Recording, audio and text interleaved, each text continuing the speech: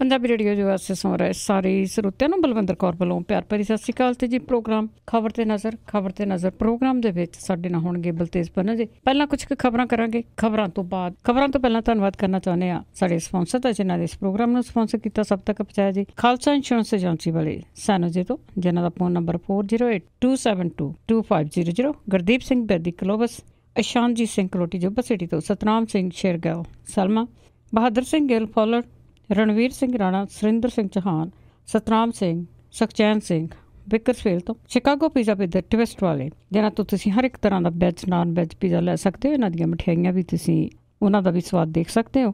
ਤੁਸੀਂ ਕਿਸੇ ਵੀ ਸ਼ਹਿਰ ਦੇ ਵਿੱਚ ਪੀਜ਼ਾ ਆਰਡਰ ਕਰਨਾ ਹੈ, ਵਿਜ਼ਿਟ ਕਰ ਸਕਦੇ ਹੋ www.chicagopizzatwist.com। 10% ਤੁਸੀਂ ਇਹਨਾਂ ਤੋਂ ਆਫ ਲੈ ਸਕਦੇ ਹੋ। Radio code 1313। ਸਾਡੇ ਨਾਲ ਜੁੜ ਚੁੱਕੇ ਨੇ ਬਲਤੇਜ ਪੰਨੂ ਜੀ। ਸਤਿ ਸ਼੍ਰੀ ਅਕਾਲ, ਸਵਾਗਤ ਹੈ ਜੀ। ਸਤਿ ਸ਼੍ਰੀ ਅਕਾਲ ਜੀ, ਧੰਨਵਾਦ ਜੀ, ਬਹੁਤ ਮਿਹਰਬਾਨੀ। ਸ਼ੁਰੂ ਕਰਦੇ ਹਾਂ ਜੀ ਆਪਾਂ ਕੋਲਿਆਂ ਵਾਲੀ ਤੋਂ, ਕਿਉਂਕਿ ਕਾਫੀ ਟਾਈਮ ਤੋਂ ਉਹ ਜਿਹੜਾ ਕਰਜ਼ੇ ਬਹੁਤੇ ਤੋਂ ਲੋਕ ਹੈ ਜਿਹੜੇ ਉਹ ਮੋੜ ਨਹੀਂ ਰਹੇ। ਪੈਸੇ ਵੀ ਕੋਲ ਹੈਗੇ ਆ, ਪਰ ਉਸ ਦਾ ਕੋਈ ਜਗਾੜ ਨਹੀਂ ਚੱਲਿਆ, ਪਰ ਪੈਸੇ ਮੋੜਨੇ ਪਏ। ਬਿਲਕੁਲ ਜੀ, ਜਿਹੜੇ ਇਹ ਕਿਹਾ ਜਾ ਰਿਹਾ ਹੈ ਕਿ ਜਿਹੜੇ ਸਾਬਕਾ ਮੁੱਖ ਮੰਤਰੀ ਨੇ ਜੀ ਪ੍ਰਕਾਸ਼ ਸਿੰਘ ਬਾਦਲ ਹੋਰਾਂ ਦੇ ਖਾਸ ਉਹਨਾਂ ਦੇ ਸੱਜੇ ਖੱਬੇ ਹੱਥ ਜਿਹੜੇ ਜੀ ਉਹ ਸਮਝੇ ਜਾਂਦੇ ਦਿਆਲ ਸਿੰਘ ਕੋਲਿਆਂ ਵਾਲੀ, ਜਿਹਨਾਂ ਤੇ ਉਹਦੇ ਪਰਿਵਾਰ ਦੇ ਮੈਂਬਰਾਂ ਨੇ 2004 ਦੇ ਵਿੱਚ ਜਿਹੜਾ ਜੀ ਉਹ ਕਰਜ਼ਾ ਲਿਆ ਸੀਗਾ ਵੱਖ-ਵੱਖ ਚੀਜ਼ਾਂ ਦੇ ਵਾਸਤੇ, ਕੋਈ ਕੰਬਾਈਨ ਦੇ ਵਾਸਤੇ, ਟਰੈਕਟਰ ਦੇ ਵਾਸਤੇ, ਘਰ ਦੇ ਵਾਸਤੇ ਜਿਹੜਾ ਜੀ, ਔਰ ਇਹਨਾਂ ਨੇ ਕਰਜ਼ਾ ਮੋੜਿਆ ਹੀ ਨਹੀਂ। ਉਸ ਤੋਂ ਬਾਅਦ ਕੋਈ ਕਿਸ਼ਤ ਇਹਨਾਂ ਨੇ ਨਹੀਂ ਦਿੱਤੀ। ਬਣਦਾ ਬਣਾਉਂਦਾ ਜਿਹੜਾ ਜੀ ਕਰਜ਼ਾ ਸੀਗਾ ਇਹ ਹੈ ਤਾਂ 40 ਲੱਖ ਦੇ ਕਰੀਬ ਸੀਗਾ ਜੀ, ਔਰ ਕਰੋੜ ਤੋਂ ਟੱਪ ਗਿਆ ਜੀ ਇਹ ਜਿਹੜਾ ਸੀਗਾ ਕਰਜ਼ਾ। ਪਿਛਲੇ ਦਿਨੀ ਜਦੋਂ ਸਖਤੀ ਹੋਈ, ਸਹਿਕਾਰਤਾ ਮੰਤਰਾਲਾ ਜਿਹੜਾ ਸੀਗਾ ਸੁਖਜਿੰਦਰ ਸਿੰਘ ਰੰਧਾਵਾ ਹੋਰਾਂ ਦੇ ਕੋਲੇ ਆਇਆ, ਉਹਨਾਂ ਨੇ ਇਸ ਮਾਮਲੇ ਦੇ ਵਿੱਚ ਜਿਹੜੀ ਸੀ ਉਹ ਸਖਤੀ ਕੀਤੀ, ਔਰ ਇੱਕ ਮੈਨੇਜਰ ਤੱਕ ਜਿਹੜਾ ਸੀਗਾ ਜੀ ਉਹ ਡਿਸਮਿਸ ਕਰਤਾ, ਜਿਹਨੇ ਨੋਟਿਸ ਨਹੀਂ ਸੀ ਸਰਵ ਕੀਤਾ ਦਿਆਲ ਸਿੰਘ ਕੋਲਿਆਂ ਵਾਲੀ ਹੋਰਾਂ ਨੂੰ। ਬਾਅਦ 'ਚ ਨੋਟਿਸ ਸਰਵ ਹੋਇਆ, ਨੋਟਿਸ ਉਹਨਾਂ ਨੇ ਲੈਣ ਤੋਂ ਨਾ ਕਰਤੀ, ਉਹਨਾਂ ਦੇ ਘਰ ਦੇ ਮੂਹਰੇ ਜਿਹੜਾ ਜੀ ਲਾਤਾ। ਦਿਆਲ ਸਿੰਘ ਕੋਲਿਆਂ ਵਾਲੀ ਕਹਿੰਦੇ ਕਿ ਕੋਈ ਨਹੀਂ, ਵੇਖੀ ਜਾਊਗੀ, ਡਿਫਾਲਟਰ ਜੇ ਲੱਗ ਵੀ ਗਿਆ ਨਾ ਤੇ ਕੋਈ ਫਰਕ ਨਹੀਂ ਪੈਂਦਾ। ਪਰ ਇਹ ਕਿਹਾ ਜਾ ਰਿਹਾ ਜੀ ਕਿ ਮੁੱਖ ਮੰਤਰੀ ਜਿਹੜੇ ਸਾਬਕਾ ਨੇ ਪ੍ਰਕਾਸ਼ ਸਿੰਘ ਬਾਦਲ ਹੋਰੀ, ਉਹਨਾਂ ਨੇ ਸੀਨੀਅਰ ਅਫਸਰਾਂ ਦੇ ਨਾਲ ਵੀ ਗੱਲਬਾਤ ਕੀਤੀ, ਉਹਨਾਂ ਨੇ ਅਪਰੋਚ ਕਰਨ ਦੀ ਕੋਸ਼ਿਸ਼ ਕੀਤੀ, ਮੰਤਰੀ ਤੱਕ ਵੀ, ਕਿ ਥੋੜਾ ਜਿਹਾ ਠੰਡਾ ਜਿਹੜਾ ਜੀ ਉਹ ਚੱਲਿਆ ਜਾਵੇ ਦਿਆਲ ਸਿੰਘ ਕੋਲਿਆਂ ਵਾਲੀ ਦੇ ਬਾਰੇ ਦੇ ਵਿੱਚ। ਇਹ ਅੰਦਰੋਂ ਮੰਤਰੀ ਜਿਹੜੇ ਮਾਫ ਕਰਨਾ ਅਫਸਰ ਨੇ ਉਹੀ ਕੁਛ ਜਿਹੜਾ ਜੀ ਉਹ ਦੱਸਦੇ ਨੇ ਕਿ ਅਪਰੋਚ ਜਿਹੜੀ ਉਹ ਕੀਤੀ ਗਈ, ਪਰ ਅਪਰੋਚ ਕਿਸੇ ਪਾਸੇ ਜਿਹੜੀ ਜੀ ਉਹ ਲੱਗੀ ਨਹੀਂ। ਜਿਹੜੀ ਸਖਤੀ ਸੀਗੀ ਸਹਿਕਾਰਤਾ ਮੰਤਰੀ ਸੁਖਜਿੰਦਰ ਸਿੰਘ ਰੰਧਾਵਾ ਹੋਰਾਂ ਦੀ, ਤੇ ਅੱਗੋਂ ਫਿਰ ਬੈਂਕਾਂ ਵਾਲਿਆਂ ਨੂੰ ਜਿਹੜੀ ਆ ਜੀ ਉਹ ਸੀਗੀ ਉਹ ਸਖਤੀ ਕਰਨ ਦੇ ਹੁਕਮ ਹੋਏ। ਉਹਦੇ ਵਿੱਚੋਂ ਹੁਣ ਜਿਹੜੀਆਂ ਜੀ ਬਹੁਤੇ ਪੈਸੇ ਨੇ, ਕਿਸ਼ਤਾਂ ਜਿਹੜੀਆਂ ਜੀ ਉਹ ਦਿੱਤੀਆਂ ਨੇ ਦਿਆਲ ਸਿੰਘ ਕੋਲਿਆਂ ਵਾਲੀ ਤੇ ਉਹਦੇ ਪਰਿਵਾਰਕ ਮੈਂਬਰਾਂ ਨੇ। 30 ਲੱਖ ਰੁਪਈਆ ਜਿਹੜਾ ਜੀ ਉਹ ਕੈਸ਼ ਦਿੱਤਾ ਗਿਆ, ਔਰ 30 ਲੱਖ ਰੁਪਈਏ ਦੇ 2 ਜਿਹੜੇ ਆ ਜੀ ਉਹ ਚੈੱਕ ਦਿੱਤੇ ਗਏ ਆ। ਔਰ ਇਹ ਵੀ ਕਿਹਾ ਗਿਆ ਜੀ ਕਿ ਜਿਹੜਾ ਦਸੰਬਰ 31 ਤੱਕ ਉਹ ਸਾਰੇ ਦਾ ਸਾਰਾ ਕਰਜ਼ਾ ਜਿਹੜਾ ਜੀ ਉਹ ਮੋੜ ਦੇਣਗੇ।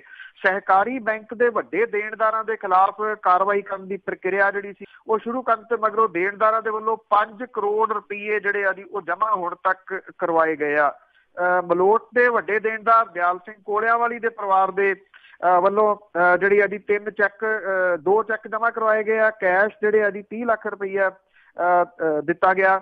2 ਚੈੱਕ ਅਗਲੀਆਂ ਤਰੀਕਾਂ ਦੇ ਵਿੱਚ ਜਿਹੜੇ ਜੀ ਉਹ ਕੈਸ਼ ਹੋਣਗੇ। ਇਹਦੇ ਵਿੱਚੋਂ 33 ਲੱਖ ਰੁਪਈਏ ਦਾ 31 ਦਸੰਬਰ ਨੂੰ, 32,70,000 ਰੁਪਈਏ ਦਾ ਚੈੱਕ 30 ਜੂਨ 19 ਦੀ ਤਰੀਕ ਦੇ ਵਿੱਚ ਜਿਹੜਾ ਜੀ ਉਹ ਦਿੱਤਾ ਗਿਆ। 10 ਸਾਲਾਂ ਤੋਂ ਕੋਲਿਆਂ ਵਾਲੀ ਦੇ ਪਰਿਵਾਰ ਨੇ ਕੋਈ ਕਿਸ਼ਤ ਜਿਹੜੀ ਆ ਉਹ ਨਹੀਂ ਸੀ ਜਮ੍ਹਾਂ ਕਰਾਈ। ਹਾਲਾਂਕਿ ਸਭ ਨੂੰ ਪਤਾ ਹੈ ਕਿ ਉਹ ਇੱਕ ਕਿਸਮ ਦੇ ਨਾਲ ਮਾਲਵੇ ਦੇ ਮੁੱਖ ਮੰਤਰੀ ਵਜੋਂ ਵਿਚਰਦੇ ਸੀ, ਔਰ ਜਿੰਨਾ ਪੈਸਾ ਉਹਨਾਂ ਨੇ ਇਕੱਠਾ ਕੀਤਾ ਕੋਈ ਅੰਤ ਹਿਸਾਬ ਹੀ ਜਿਹੜਾ ਜੀ ਉਹ ਨੀਗਾ। ਇਹਦੇ ਤੋਂ ਬਾਅਦ ਇਹ ਵੀ ਕਿਹਾ ਜਾ ਰਿਹਾ ਜੀ ਕਿ ਅਗਲੀ ਕੁਛ ਸਖਤੀ ਆ ਉਹ ਬਾਕੀਆਂ ਦੇ ਉੱਤੇ ਵੀ ਜਿਹੜੀ ਆ ਜੀ ਉਹ ਹੋਊਗੀ। ਜਗਦੀਸ਼ ਰਾਜ ਸਾਹਨੀ ਪਰਿਵਾਰ ਨੇ ਪਿਛਲੇ ਦਿਨੀ ਕਰੀਬ 21 ਲੱਖ ਰੁਪਈਏ ਜਮ੍ਹਾਂ ਜਿਹੜੇ ਜੀ ਉਹ ਕਰਵਾਏ ਸੀਗੇ, ਔਰ ਇਹ ਉਹ ਪਰਿਵਾਰ ਨੇ ਜੀ ਜਿਹੜੀ ਸਮਰੱਥਾ ਰੱਖਦੇ ਆ ਜਿਹੜਾ ਜੀ ਪੈਸਾ ਦੇਣ ਦੀ। 276 ਕਰੋੜ ਰੁਪਈਆ ਜਿਹੜਾ ਜੀ ਇਹਨਾਂ ਦੇ ਵੱਲ ਖੜਾ। ਹੁਣ ਇਹ ਜਿਹੜੇ ਵੱਡੇ ਡਿਫਾਲਟਰ ਨੇ, ਇਹਨਾਂ ਨੋਟਿਸ ਜਿਹੜੇ ਆ ਜੀ ਉਹ ਭੇਜੇ ਜਾ ਰਹੇ ਆ, ਔਰ ਇਹ ਕਿਹਾ ਜਾ ਰਿਹਾ ਜੀ ਕਿ ਇਹਨਾਂ ਸਾਰਿਆਂ ਤੋਂ ਪੈਸੇ ਸਖਤੀ ਦੇ ਨਾਲ ਜਿਹੜਾ ਜੀ ਉਹ ਲਏ ਜਾਣਗੇ। ਅਗਲੀ ਕਾਰਵਾਈ ਜਿਹੜੀ ਹੈ ਜੀ ਉਹ ਹੋ ਸਕਦੀ ਹੈ ਸੰਭਾਵੀ ਰੂਪ ਦੇ ਵਿੱਚ ਅਕਾਲੀ ਸਰਕਾਰ ਦੇ ਸਮੇਂ ਮੰਤਰੀ ਰਹੇ, ਟਰਾਂਸਪੋਰਟ ਮੰਤਰੀ ਰਹੇ ਰਘਬੀਰ ਸਿੰਘ, ਜਿਹੜੇ ਕਿ ਕਪੂਰਥਲੇ ਤੋਂ ਨੇ, ਉਹ ਵੀ ਵੱਡੇ ਡਿਫਾਲਟਰਾਂ ਦੇ ਵਿੱਚੋਂ ਇੱਕ ਨੇ ਜੀ। ਤੇ ਅੱਗੇ ਕੁਝ ਕੁ ਸਾਲ ਪਹਿਲਾਂ ਸੁਨੰਦਾ ਪੁਸ਼ਕਰ ਦੀ ਮੌਤ ਹੋ ਗਈ ਸੀਗੀ, ਤੇ ਉਸ ਮੌਤ ਦੇ ਵਿੱਚ ਇੱਕ ਕਹਿੰਦੇ ਕਿ ਗੁੱਥੀ ਆ ਜਿਹੜੀ ਉਸੇ ਤਰ੍ਹਾਂ ਰਹੀ, ਪਰ ਕਹਿੰਦੇ ਸ਼ਸ਼ੀ ਥਰੂਰ ਉਸਦੇ ਪਤੀ ਦਾ ਨਾਂ ਆਉਂਦਾ ਵਿੱਚ। ਐਕਚੁਅਲੀ ਜੀ ਦੇਖਿਆ ਜਾਵੇ ਤਾਂ ਇਸ ਮਾਮਲੇ ਦੇ ਵਿੱਚ ਜਿਹੜੀ ਪੁਲਿਸ ਸੀਗੀ, CBI ਸੀ, ਉਹਨੇ ਜਿਹੜਾ ਸੀਗਾ ਜੀ ਕਈ ਵਾਰੀ ਪੁੱਛਗਿੱਛ ਜਿਹੜੀ ਆ ਜੀ ਉਹ ਕੀਤੀ ਸ਼ਸ਼ੀ ਥਰੂਰ ਨੂੰ। ਦਿੱਲੀ ਦੀ ਪੁਲਿਸ ਨੇ ਕਾਂਗਰਸੀ ਆਗੂ ਸ਼ਸ਼ੀ ਥਰੂਰ ਨੂੰ ਉਹਦੀ ਪਤਨੀ ਜਿਹੜੀ ਭੇਦ ਭਰੇ ਹਾਲਾਤਾਂ ਦੇ ਵਿੱਚ ਡੈੱਡ ਪਾਈ ਗਈ ਸੀ ਹੋਟਲ ਦੇ ਕਮਰੇ ਦੇ ਵਿੱਚ। ਹੁਣ ਜਿਹੜੀ ਚਾਰਜ ਸ਼ੀਟ ਪੇਸ਼ ਕੀਤੀ ਆ, ਇਹ ਬੜੀ ਲੰਬੀ ਚੌੜੀ ਜਿਹੜੀ ਉਹ ਚਾਰਜ ਸ਼ੀਟ ਹੈ, 3000 ਸਫ਼ਿਆਂ ਦੀ। ਇਹਦੇ ਵਿੱਚ ਇਹ ਗੱਲ ਜਿਹੜੀ ਆ ਜੀ ਕਹੀ ਗਈ ਆ ਕਿ ਸ਼ਸ਼ੀ ਥਰੂਰ ਜਿਹੜਾ ਜੀ ਉਹ ਆਪਣੀ ਪਤਨੀ ਦੇ ਉੱਤੇ ਜ਼ੁਲਮ ਕਰਦਾ ਸੀਗਾ ਤੇ ਉਹਨੂੰ ਖੁਦਕੁਸ਼ੀ ਕਰਨ ਦੇ ਵਾਸਤੇ ਮਜਬੂਰ ਜਿਹੜਾ ਜੀ ਉਹ ਕੀਤਾ। ਪੁਲਿਸ ਦਾ ਕਹਿਣਾ ਹੈ ਕਿ ਥਰੂਰ ਜਿਹੜਾ ਸੀਗਾ ਮੈਡੀਕੋ ਲੀਗਲ ਤੇ ਫੋਰੈਂਸਿਕ ਸਬੂਤਾਂ ਦੇ ਆਧਾਰ ਦੇ ਉੱਤੇ ਇਸ ਮਾਮਲੇ ਦੇ ਵਿੱਚ ਦੋਸ਼ੀ ਪਾਇਆ ਗਿਆ। ਪੁਲਿਸ ਨੇ ਥਰੂਰ ਨੂੰ ਮੁਲਜ਼ਮ ਵਜੋਂ ਤਲਬ ਕੀਤੇ ਜਾਣ ਦੇ ਵਾਸਤੇ ਅਦਾਲਤ ਨੂੰ ਜਿਹੜੀ ਹੈ ਜੀ ਉਹ ਬੇਨਤੀ ਕੀਤੀ ਆ। ਇਹਦੇ ਵਿੱਚ ਉਹਦਾ ਜਿਹੜਾ ਇੱਕ ਨੌਕਰ ਹੈ ਨਾਰਾਇਣ ਸਿੰਘ, ਉਹਨੂੰ ਮੁੱਖ ਗਵਾਹ ਦੇ ਤੌਰ ਦੇ ਉੱਤੇ ਜਿਹੜਾ ਜੀ ਉਹ ਰੱਖਿਆ ਗਿਆ।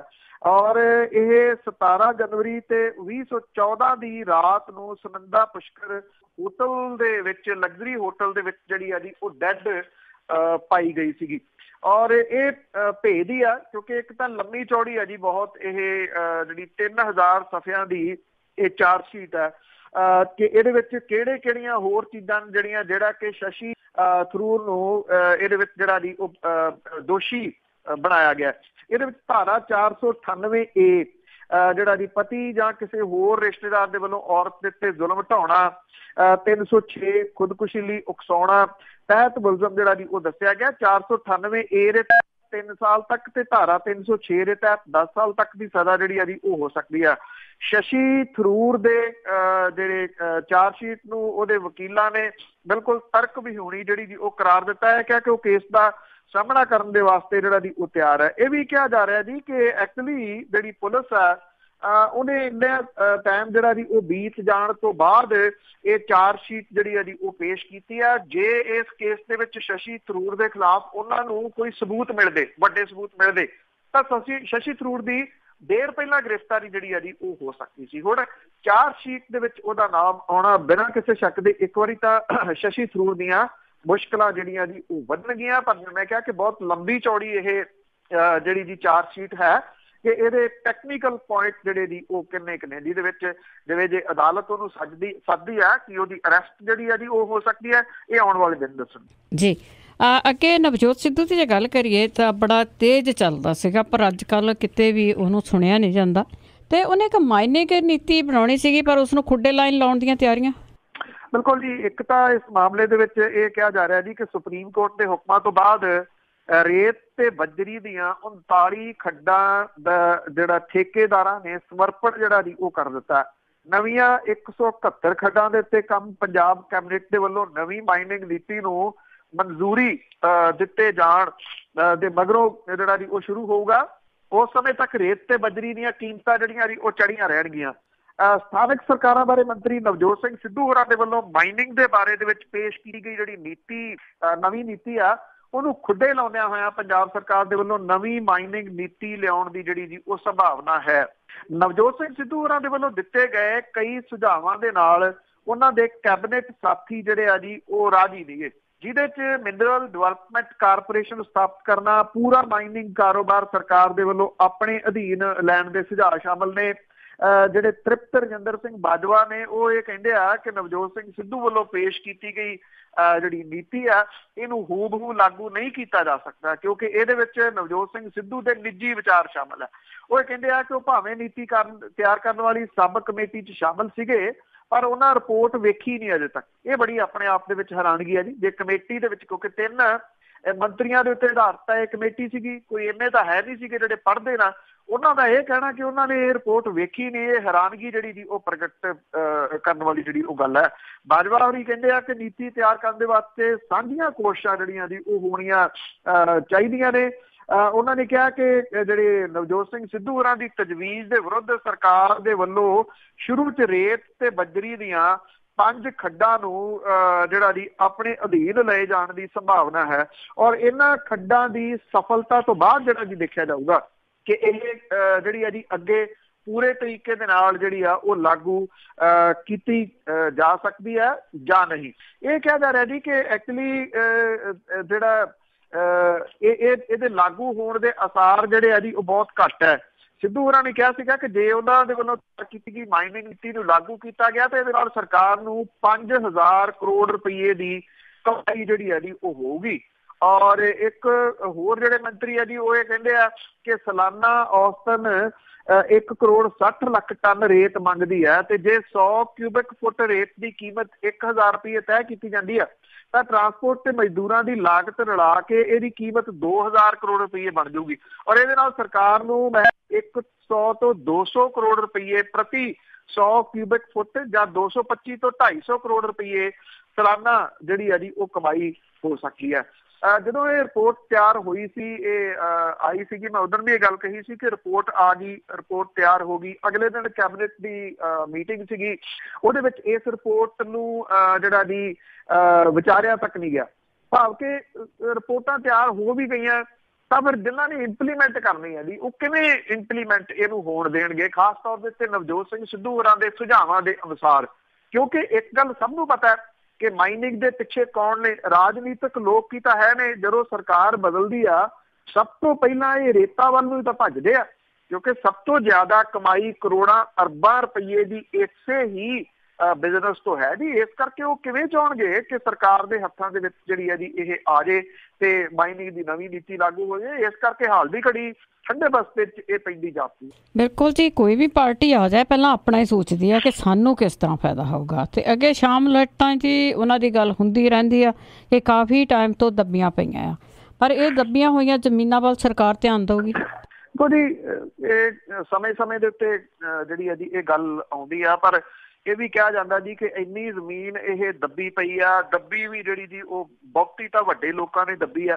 ਹਾਲਾਂਕਿ ਇੱਕ ਵੱਖਰੀ ਰਿਪੋਰਟ ਆ ਜਿਹੜੀ ਹਾਈ ਕੋਰਟ ਦੇ ਵਿੱਚ ਵੀ ਮਾਮਲਾ ਚੱਲ ਰਿਹਾ, ਚੰਡੀਗੜ੍ਹ ਤੇ ਆਲੇ ਦੁਆਲੇ ਅਰਬਾਂ ਰੁਪਏ ਦੀ ਪ੍ਰਾਪਰਟੀ ਜਿਹੜੀ ਆ ਜੀ ਉਹ ਰਾਜਨੀਤਿਕ ਲੋਕਾਂ ਨੇ ਦੱਬੀ ਹੋਈ ਆ ਜੀ। ਪੰਚਾਇਤ ਵਿਭਾਗ ਜਿਹੜੀ ਆ ਜੀ ਹੁਣ ਉਹ ਇਹਦੇ ਉੱਤੇ ਐਕਸ਼ਨ ਲੈਣ ਦੇ ਵਾਸਤੇ ਜਿਹੜੀ ਜੀ ਉਹ ਤਿਆਰ ਹੈ। ਉਹਨੇ ਇੱਕ ਚਿੱਠੀ ਵੀ ਜਿਹੜੀ ਸਰਕੂਲਰ ਦੇ ਰੂਪ ਦੇ ਵਿੱਚ ਜਾਰੀ ਜਿਹੜੀ ਉਹ ਕੀਤੀ ਆ। ਜ਼ਿਲ੍ਹਾ ਵਿਕਾਸ ਤੇ ਪੰਚਾਇਤ ਅਫਸਰਾਂ ਦੇ ਕੋਲੋਂ 1 ਹਫ਼ਤੇ ਦੇ ਵਿੱਚ ਸਾਰੀ ਡਿਟੇਲ ਜਿਹੜੀ ਹੈ ਜੀ ਉਹ ਮੰਗੀ ਗਈ ਆ। 2016 ਤੋਂ ਰਿਪੋਰਟ ਮੰਗੀ ਆ। ਪਿੰਡ ਖੇੜੀ ਤੇ ਚੱਠੇ ਸੇਖਵਾਂ ਦੇ ਵਿੱਚ 1974 ਦੇ ਵਿੱਚ 65 ਤੇ 80 ਪਲਾਟਾਂ ਦੀ ਵੰਡ ਕੀਤੀ ਗਈ ਸੀ। ਚੱਠੇ ਸੇਖਵਾਂ ਦੇ ਪਲਾਟਾਂ ਦੀ ਵੰਡ ਅਦਾਲਤੀ ਕੇਸਾਂ ਦੇ ਵਿੱਚ ਲੋੜਵੰਦਾਂ ਦੇ ਹੱਥੋਂ ਗਵਾਚ ਗਈ ਸੀਗੀ ਜੀ। ਔਰ ਪਿੰਡ ਖੇੜੀ 'ਚ ਪਲਾਟਾਂ ਦੇ ਇੰਤਕਾਲ ਦੇ ਬਾਵਜੂਦ ਹੁਣ ਤੱਕ ਗਰੀਬਾਂ ਨੂੰ ਛੱਤ ਜਿਹੜੀ ਹੈ ਜੀ ਉਹ ਨਸੀਬ ਨਹੀਂ ਹੋਈ। ਦੁਆਬਾ ਖੇਤਰ ਦੇ ਵਿੱਚ ਕਰੀਬ 100 ਪਿੰਡਾਂ ਦੇ ਵਿੱਚ ਗ੍ਰਾਮ ਸਭਾਵਾਂ ਦੇ ਇਜਲਾਸਾਂ ਦੇ ਵਿੱਚ ਮਤੇ ਪਾਸ ਹੋਣ ਦੇ ਬਾਵਜੂਦ ਕਿਸੇ ਨੂੰ ਇੱਕ ਟੋਟਾ ਵੀ ਜ਼ਮੀਨ ਦਾ ਜਿਹੜਾ ਜੀ ਉਹ ਨਹੀਂ ਮਿਲਿਆ। ਪੰਜਾਬ ਭਰ ਦੇ ਵਿੱਚ ਡਿਸਟ੍ਰਿਕਟ ਮੁਕਤਸਰ ਸਾਹਿਬ, ਜਲੰਧਰ, ਸੰਗਰੂਰ ਸਣੇ ਲਗਭਗ ਹਰੇਕ ਜ਼ਿਲ੍ਹੇ ਦੇ ਵਿੱਚ ਸ਼ਾਮਲਾਤ ਜ਼ਮੀਨ ਵੱਡੇ ਪੱਧਰ ਦੇ ਉੱਤੇ ਨਜਾਇਜ਼ ਕਬਜ਼ਿਆਂ ਦੀ ਮਾਰ ਦੇ ਹੇਠ ਨੇ।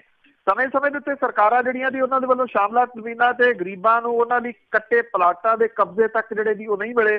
ਸੰਗਰੂਰ ਖੇਤਰ ਦੇ ਪਿੰਡ ਘਾਵਦਾ ਦੇ ਵਿੱਚ 3 ਬਿਸਵੇ ਜਗ੍ਹਾ ਦੇ ਉੱਤੇ 21 ਮੈਂਬਰ ਵਸਣ ਨੂੰ ਜਿਹੜੇ ਆ ਜੀ ਉਹ ਮਜਬੂਰ ਹੈ। ਇਸੇ ਤਰੀਕੇ ਨਾਲ ਲੰਬੀ ਹਲਕੇ ਦੇ ਪਿੰਡ ਸਿੰਘੇਵਾਲਾ ਦੇ ਵਿੱਚ 269 ਪਰਿਵਾਰ 2016 ਦੇ ਵਿੱਚ ਪਲਾਟ ਇਹਨਾਂ ਨੂੰ ਜਿਹੜੇ ਆ ਜੀ ਉਹ ਦਿੱਤੇ ਗਏ ਸੀਗੇ। ਪਰ ਉਸ ਤੋਂ ਬਾਅਦ ਕਹਾਣੀ ਜਿਹੜੀ ਆ ਜੀ ਉੱਥੇ ਹੀ ਜਿਹੜੀ ਆ ਉਹ ਖੜੀ ਆ।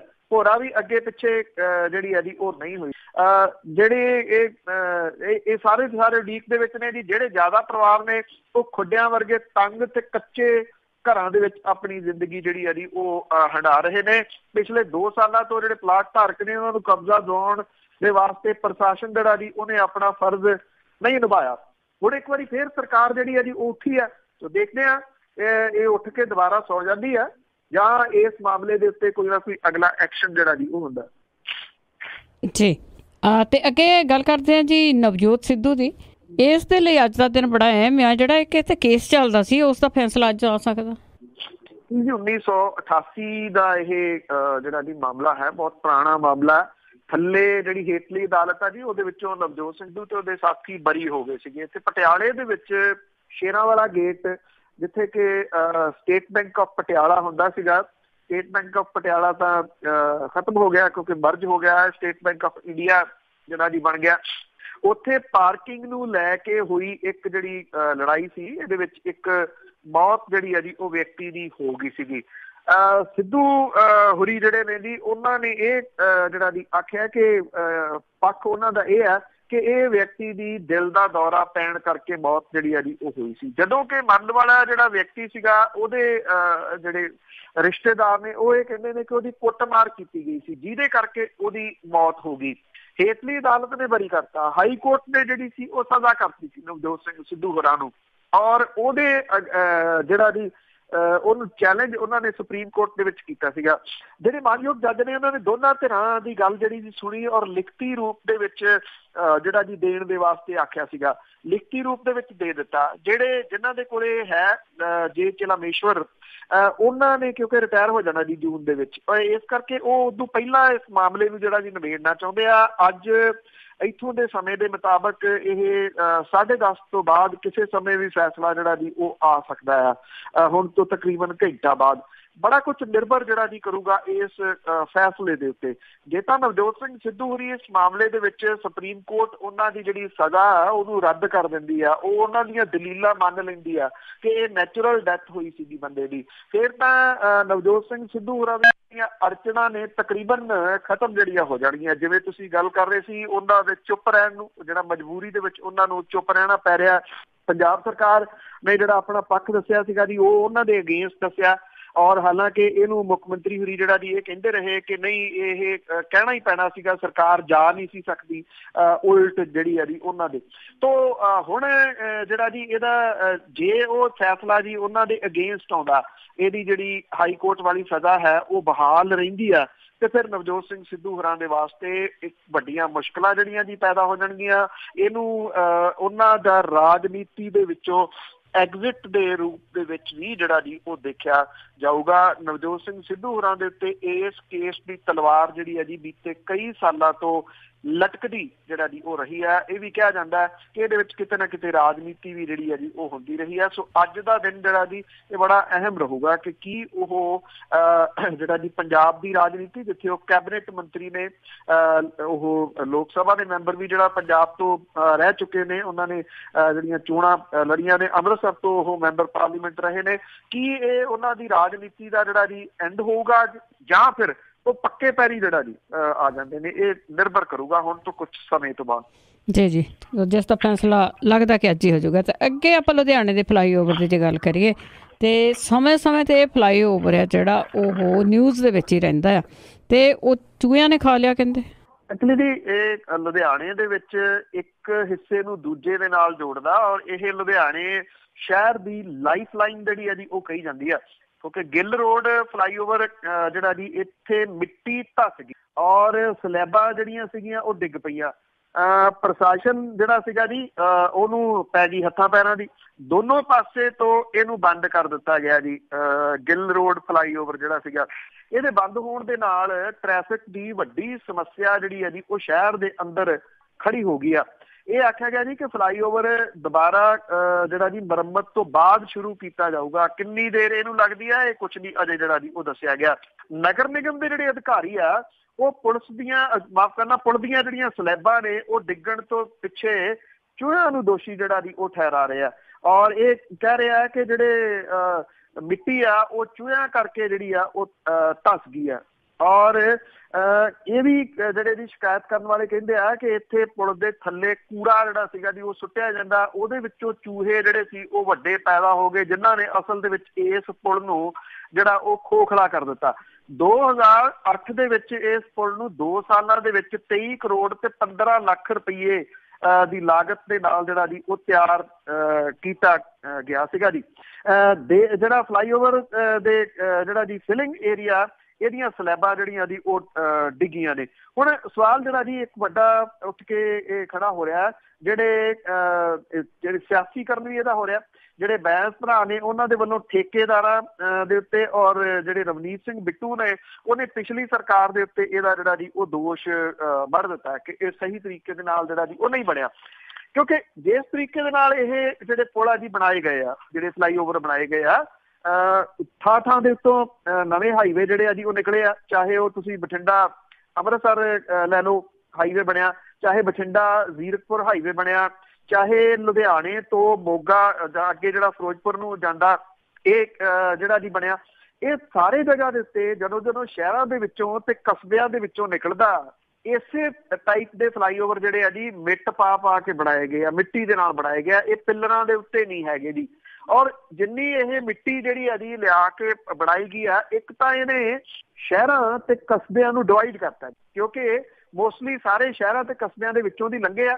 ਅੱਧਾ ਸ਼ਹਿਰ ਇੱਕ ਪਾਸੇ ਰਹਿ ਗਿਆ, ਅੱਧਾ ਸ਼ਹਿਰ ਜਿਹੜਾ ਜੀ ਉਹ ਇੱਕ ਪਾਸੇ ਰਹਿ ਗਿਆ। ਜੇ ਤੁਸੀਂ ਇੱਥੇ ਪੰਜਾਬ ਦੀ ਗੱਲ ਕਰ ਲਓ, ਨੈਸ਼ਨਲ ਹਾਈਵੇ ਦੀ ਗੱਲ ਕਰ ਲਓ, 1 ਨੰਬਰ ਜਿਹੜਾ ਬਣਿਆ ਜੀ ਰਾਜਪੁਰਾ ਲੈ ਲਓ, ਰਾਜਪੁਰਾ 2 ਪਾਸਿਆਂ ਤੋਂ ਜਿਹੜਾ ਜੀ ਵੰਡਿਆ ਗਿਆ। ਸਰਹੰਦ ਆ ਜਾਓ, ਸਰਹੰਦ 2 ਪਾਸਿਆਂ ਤੋਂ ਜਿਹੜਾ ਜੀ ਉਹ ਵੰਡਿਆ ਗਿਆ। ਗੋਬਿੰਦਗੜ੍ਹ, ਖੰਨਾ, ਦੁਰਾਹਾ ਜਿਹੜੇ ਜੀ ਲੁਧਿਆਣਾ, ਇਹ ਸਾਰੇ ਦੇ ਸਾਰੇ ਉਹ ਸ਼ਹਿਰ ਨੇ ਜੀ ਜਿਹੜੇ 2-2 ਹਿੱਸੇ ਹੋ ਗਏ। ਜੇ ਉਦੋਂ ਗਾਂਹ ਵੀ ਆ ਜਾਓ ਤੁਸੀਂ ਫਲੌਰ, ਗੁਰਾਇਆ, ਇੱਥੇ ਵੀ 2-2 ਹਿੱਸੇ ਜਿਹੜੇ ਜੀ ਉਹ ਹੋ ਗਏ। ਇੱਕ ਤਾਂ ਸ਼ਹਿਰ ਵੰਡੇ ਗਏ, ਦੂਸਰਾ ਇਹ ਕਿ ਇਸੇ ਤਰਜ਼ ਦੇ ਉੱਤੇ ਬਣੇ ਜਿਹੜੇ ਇਹ ਫਲਾਈਓਵਰ ਨੇ, ਕੀ ਉੱਥੇ ਵੀ ਚੂਹਿਆਂ ਦਾ ਖਤਰਾ ਜਿਹੜਾ ਜੀ ਉਹ ਖੜਾ ਹੋਊਗਾ? ਜੇ ਇਹ ਖਤਰਾ ਚੂਹਿਆਂ ਦਾ ਇੱਥੇ ਵੀ ਜਿਹੜਾ ਜੀ ਉਹ ਖੜਾ ਹੋਊਗਾ ਤਾਂ ਇਟ ਮੀਨਸ ਕਿ ਇਹ ਮੁਸੀਬਤ ਜਿਹੜੀ ਆ ਜੀ ਚੂਹੇ ਬਣ ਸਕਦੇ ਨੇ। ਕਿ ਚੂਹਿਆਂ ਦੀ ਮੁਸ਼ਕਲ ਜਿਹੜੀ ਉਹ ਇਹਨਾਂ ਨੂੰ ਪਹਿਲਾਂ ਪਤਾ ਨਹੀਂ ਸੀਗੀ ਜਾਂ ਬਾਅਦ ਦੇ ਵਿੱਚ ਉਹਦੀ ਕੋਈ ਟੇਕ ਕੇਅਰ ਜਿਹੜੀ ਆ ਜੀ ਉਹ ਨਹੀਂ ਕੀਤੀ ਗਈ, ਜਿਹਦੇ ਕਰਕੇ ਏਡੀ ਵੱਡੀ ਜਿਹੜੀ ਆ ਜੀ ਬੇਸ਼ੱਕ ਕੋਈ ਘਟਨਾ ਤਾਂ ਨਹੀਂ ਵਾਪਰੀ, ਪਰ ਕਰੋੜਾਂ ਰੁਪਏ ਦੀ ਲਾਗਤ ਦੇ ਨਾਲ ਤਿਆਰ ਹੋਇਆ ਇਹ ਫਲਾਈਓਵਰ ਜਿਹੜਾ ਜੀ ਇਸ ਵੇਲੇ ਬੰਦ ਹੋ ਗਿਆ। ਔਰ ਇਹਦੇ ਨਾਲ ਜਿਹੜੀ ਟ੍ਰੈਫਿਕ ਦੀ ਸਥਿਤੀ ਆ ਜੀ ਉਹ ਬੇਹੱਦ ਖਰਾਬ ਹੋ ਗਈ ਆ ਲੁਧਿਆਣੇ ਦੇ ਅੰਦਰ। ਇਹ ਨਹੀਂ ਪਤਾ ਕਿ ਕਿੰਨੀ ਦੇਰ ਅਜੇ ਜਿਹੜੀ ਆ ਜੀ ਲੱਗੂਗੀ ਇਸ ਫਲਾਈਓਵਰ ਨੂੰ ਰਿਪੇਅਰ ਹੁੰਦੇ। ਬਿਲਕੁਲ ਜੀ, ਪਹਿਲਾਂ ਤੋਂ ਨਹੀਂ ਮੰਨਣਾ ਹੀ ਨਹੀਂ ਕਿ ਇਸ ਕਰਕੇ ਹੋਈ ਆ। ਤੇ ਅੱਗੇ ਬੰਗਾਲ ਦੇ ਵਿੱਚ ਕਰਦੇ ਆ ਕਿ ਉੱਥੋਂ ਦੀ ਜਿਹੜੀ ਖਬਰ ਆ ਰਹੀ ਆ ਕਿ ਪੰਚਾਇਤ ਦੀਆਂ ਚੋਣਾਂ ਹੋਈਆਂ ਤਾਂ 13 ਮੌਤਾਂ। ਇਹ ਹਿੰਸਾ ਵਾਲੀਆਂ ਜਿਹੜੀਆਂ ਜੀ ਪੰਚਾਇਤੀ ਚੋਣਾਂ ਹੋ ਗਈਆਂ। ਪੰਚਾਇਤੀ ਚੋਣਾਂ ਪੰਜਾਬ 'ਚ ਵੀ ਜਿਹੜਾ ਜੀ ਹੋਣੀਆਂ ਨੇ, ਇਸ ਕਰਕੇ ਤੁਸੀਂ ਇਹ ਕਹਿ ਲਓ ਕਿ ਇੱਕ ਗੱਲੋਂ ਫਿਕਰਮੰਦੀ ਵੀ ਜਿਹੜੀ ਆ ਜੀ ਉਹ ਹੋ ਸਕਦੀ ਹੈ। ਜਿਹੜੀਆਂ ਪੱਛਮੀ ਬੰਗਾਲ ਦੇ ਵਿੱਚ ਚੋਣਾਂ ਹੋਈਆਂ ਨੇ, ਇਹਦੇ ਵਿੱਚ 13 ਲੋਕ ਜਿਹੜੇ ਆ ਮਾਰੇ ਗਏ ਆ ਤੇ 43 ਦੇ ਕਰੀਬ ਜਿਹੜੇ ਆ ਉਹ ਜ਼ਖਮੀ ਹੋਏ ਆ। 73% ਲੋਕਾਂ ਨੇ ਵੋਟਾਂ ਪੰਚਾਇਤੀ ਚੋਣਾਂ ਦੇ ਵਿੱਚ ਜਿਹੜੀ ਆ ਜੀ ਉਹ ਪਾਈਆਂ। 60,000 ਸੁਰੱਖਿਆ ਮੁਲਾਜ਼ਮ ਤਾਇਨਾਤ ਕੀਤੇ ਗਏ ਸੀ। ਉਹਦੇ ਬਾਵਜੂਦ ਏਡੀ ਵੱਡੀ ਹਿੰਸਾ ਜਿਹੜੀ ਆ ਉਹ ਪੱਛਮੀ ਬੰਗਾਲ ਦੇ ਵਿੱਚ ਹੋਈ ਆ। ਉੱਤਰੀ ਤੇ ਦੱਖਣੀ ਤੇ 24 ਪਰਗਨਾ, ਪੂਰਬੀ ਮਿਦਨਾਪੁਰ, ਬਰਦਵਾਨ, ਨਾਡੀਆ, ਮੁਰਸ਼ਿਦਾਬਾਦ, ਦੱਖਣੀ ਦਿਨਾਜਪੁਰ, ਇਹ ਜਿਹੜੇ ਡਿਸਟ੍ਰਿਕਟ ਨੇ, ਇੱਥੇ ਸਾਰੇ ਜਗ੍ਹਾ ਹਿੰਸਾ ਹੋਈ ਆ। ਤ੍ਰਿਣਮੂਲ ਕਾਂਗਰਸ ਤੇ ਵਿਰੋਧੀ ਪਾਰਟੀਆਂ ਦੇ ਵਿਚਾਲੇ ਇਹ ਖੂਨੀ ਝੜਪਾਂ ਜਿਹੜੀਆਂ ਜੀ ਹੋਈਆਂ ਨੇ। ਪੋਲਿੰਗ ਬੂਥ ਜਿਹੜੇ ਨੇ ਉਹਨਾਂ ਨੂੰ ਨਿਸ਼ਾਨਾ ਬਣਾਇਆ ਗਿਆ। ਕਈ ਪੋਲਿੰਗ ਸਟੇਸ਼ਨਾਂ ਦੇ ਨੇੜੇ ਦੇਸੀ ਬੰਬ ਜਿਹੜੇ ਸੁੱਟੇ ਗਏ, ਪੈਟਰੋਲ ਬੰਬ ਜਿਹੜੇ ਸੀਗੇ, ਜਿਹੜੇ ਹਿੰਸਾ ਦੇ ਬਾਵਜੂਦ ਸ਼ਾਮ 5 ਵਜੇ ਤੱਕ 73% ਦੀ ਵੋਟਾਂ ਤਾਂ ਜਿਹੜੀਆਂ ਜੀ ਉਹ ਪਈਆਂ। ਵਿਰੋਧੀ ਪਾਰਟੀਆਂ ਨੇ ਸੱਤਾਧਾਰੀ ਤ੍ਰਿਣਮੂਲ ਕਾਂਗਰਸ ਤੇ ਦਹਿਸ਼ਤ ਫੈਲਾਉਣ ਤੇ ਲੋਕਤੰਤਰ ਦਾ ਘਾਣ ਕਰਨ ਦਾ ਦੋਸ਼ ਜਿਹੜਾ ਜੀ ਉਹ ਲਾਇਆ। CPM ਦੇ ਜਨਰਲ ਸਕੱਤਰ ਜਿਹੜਾ ਸੀਤਾਰਾਮ ਯੇਚੂਰੀ ਨੇ, ਉਹਨਾਂ ਨੇ ਇਹ ਕਿਹਾ ਕਿ ਪਹਿਲਾਂ ਉਹਨਾਂ ਨੇ ਲੋਕਾਂ ਨੂੰ ਨਾਮਜ਼ਦਗੀ ਦਾਖਲ ਕਰਨ ਦੀ ਮਨਜ਼ੂਰੀ ਜਿਹੜੀ ਆ ਉਹ ਨਹੀਂ ਸੀ ਦਿੱਤੀ ਤੇ ਮੁੜ ਕੇ ਜਿਹੜਾ ਸੀਗਾ ਜੀ ਇੱਥੇ ਧੱਕੇ ਦੇ ਨਾਲ ਔਰ ਹਿੰਸਾ ਕਰਕੇ ਜਿਹੜੀ ਆ ਜੀ ਆਪਣੇ ਹੱਕ ਦੇ ਵਿੱਚ ਭੁਗਤਾਉਣ ਦਾ ਜਿਹੜਾ ਜੀ ਉਹ ਕੋਸ਼ਿਸ਼ ਕੀਤੀ। ਉਹਨਾਂ ਨੇ ਇਹ ਵੀ ਕਿਹਾ ਕਿ ਨਾਮਜ਼ਦਗੀਆਂ ਭਰਨ ਤੋਂ ਬਾਅਦ ਤ੍ਰਿਣਮੂਲ ਕਾਂਗਰਸ ਦੇ ਉਮੀਦਵਾਰਾਂ ਨੇ ਨਾਮਜ਼ਦਗੀਆਂ ਵਾਪਸ ਲੈਣ ਦੇ ਵਾਸਤੇ ਧਮਕਾਇਆ। ਜਿਨ੍ਹਾਂ ਨੇ ਵਾਪਸ ਨਹੀਂ ਲਈਆਂ ਉਹਨਾਂ ਦੇ ਉੱਤੇ ਹਮਲੇ ਜਿਹੜੇ ਸੀਗੇ ਜੀ ਉਹ ਕੀਤੇ ਗਏ। ਹੁਣ ਨਤੀਜੇ ਕੁਛ ਵੀ ਹੋਣ, ਪਰ 13 ਲੋਕ ਜਿਹੜੇ ਮੌਤ ਦੇ ਮੂੰਹ ਜਾ ਪਏ ਇਹਨਾਂ ਪੰਚਾਇਤੀ ਚੋਣਾਂ ਦੀ ਵਜ੍ਹਾ ਕਰਕੇ, ਉਹ ਤਾਂ ਮੁੜ ਕੇ ਨਹੀਂ ਆਉਣੇ। 43 ਜਿਹੜੇ ਜ਼ਿੰਦਗੀ ਮੌਤ ਦੀ ਲੜਾਈ ਲੜ ਰਹੇ ਆ। ਉਧਰ ਕੇਂਦਰ ਦੀ ਸਰਕਾਰ ਨੇ ਇਸ ਹਿੰਸਾ ਦੇ ਬਾਰੇ ਦੇ ਵਿੱਚ ਜਿਹੜੀ ਆ ਜੀ ਉਹ ਰਿਪੋਰਟ ਤਲਬ ਜਿਹੜੀ ਆ ਜੀ ਉਹ ਕੀਤੀ ਆ ਕਿ ਕਿਉਂ ਇੰਨੀ ਹਿੰਸਾ ਫੈਲੀ। ਪੰਚਾਇਤੀ ਚੋਣਾਂ ਨੇ, ਉੱਥੇ ਹੀ ਪੰਚਾਇਤਾਂ ਰਹਿ ਜਾਣੀਆਂ, ਉੱਥੇ ਹੀ ਜਿਹੜੇ ਦੀ ਸਰਪੰਚ ਪੰਚ ਜਿਹੜੇ ਆ ਜੀ ਉਹ ਰਹਿ ਜਾਣੇ ਆ। ਪਰ ਲੋਕ ਜਿਹੜੇ ਆ ਜੀ ਉਹ ਇਹ ਗੱਲ ਨਹੀਂ ਸਮਝਣ ਦੇ ਇੱਥੋਂ ਦੇ ਤਿਆਰ ਜੀ। ਉਹ ਪਾਰਟੀਆਂ ਦੀ ਖਾਤਰ ਮਰ ਰਹੇ ਨੇ, ਜ਼ਖਮੀ ਜਿਹੜਾ ਜੀ ਉਹ ਹੋ ਰਹੇ ਨੇ। ਪਾਰਟੀਆਂ ਉਹਨਾਂ ਦੇ ਉੱਤੇ ਸਿਆਸਤ ਜਿਹੜੀਆਂ ਜੀ ਉਹ ਕਰਦੀਆਂ ਨੇ। ਕਦੇ ਨੇਤਾ ਕਿਸੇ ਨੂੰ ਕੁਛ ਨਹੀਂ ਹੁੰਦਾ, ਆਮ ਲੋਕ ਹੀ ਨੇ ਜੀ ਜਿਹੜੇ ਕਿ ਇਹਦੇ ਵਿੱਚ ਮਰਦੇ ਨੇ। ਬਿਲਕੁਲ ਜੀ, ਇਹਨਾਂ ਨੂੰ ਕੀ ਹੋਣਾ, ਨਹੀਂ ਤਾਂ ਲਾਗੇ ਨਹੀਂ ਆਉਣਾ ਉਹਦੇ ਵਿੱਚ। ਤੇ ਅੱਗੇ ਆਪਾਂ ਗੱਲ ਕਰਦੇ ਹਾਂ ਜੀ, ਇਹ ਕਾਂਗਰਸ ਨੇ ਡਾਕਟਰ ਮਨਮੋਹਨ ਸਿੰਘ ਦੀ ਚਿੱਠੀ ਲਾ ਕੇ ਰਾਸ਼ਟਰਪਤੀ ਨੂੰ ਭੇਜੀ ਆ ਕਿ ਦੇਖੋ ਜੀ ਮੋਦੀ ਹੁਣੀ ਕੀ ਕਰ ਰਹੇ, ਸਰਕਾਰ ਕੀ ਕਰ ਰਹੀ ਹੈ। ਐਕਚੁਅਲੀ ਜੀ ਕਰਨਾਟਕਾ ਚੋਣਾਂ ਦੇ ਨਤੀਜੇ ਜਿਹੜੇ ਇਸ ਵੇਲੇ ਚੱਲ ਰਹੇ ਆ, ਰੁਝਾਨ ਚੱਲ ਰਹੇ ਆ। ਅਜੇ ਤਾਂ ਨਤੀਜੇ ਹੁਣ ਤੋਂ ਕੁਝ ਸਮਾਂ ਬਾਅਦ ਜਿਹੜੇ ਦੀ ਆਉਣੇ ਸ਼ੁਰੂ ਹੋ ਜਾਣਗੇ।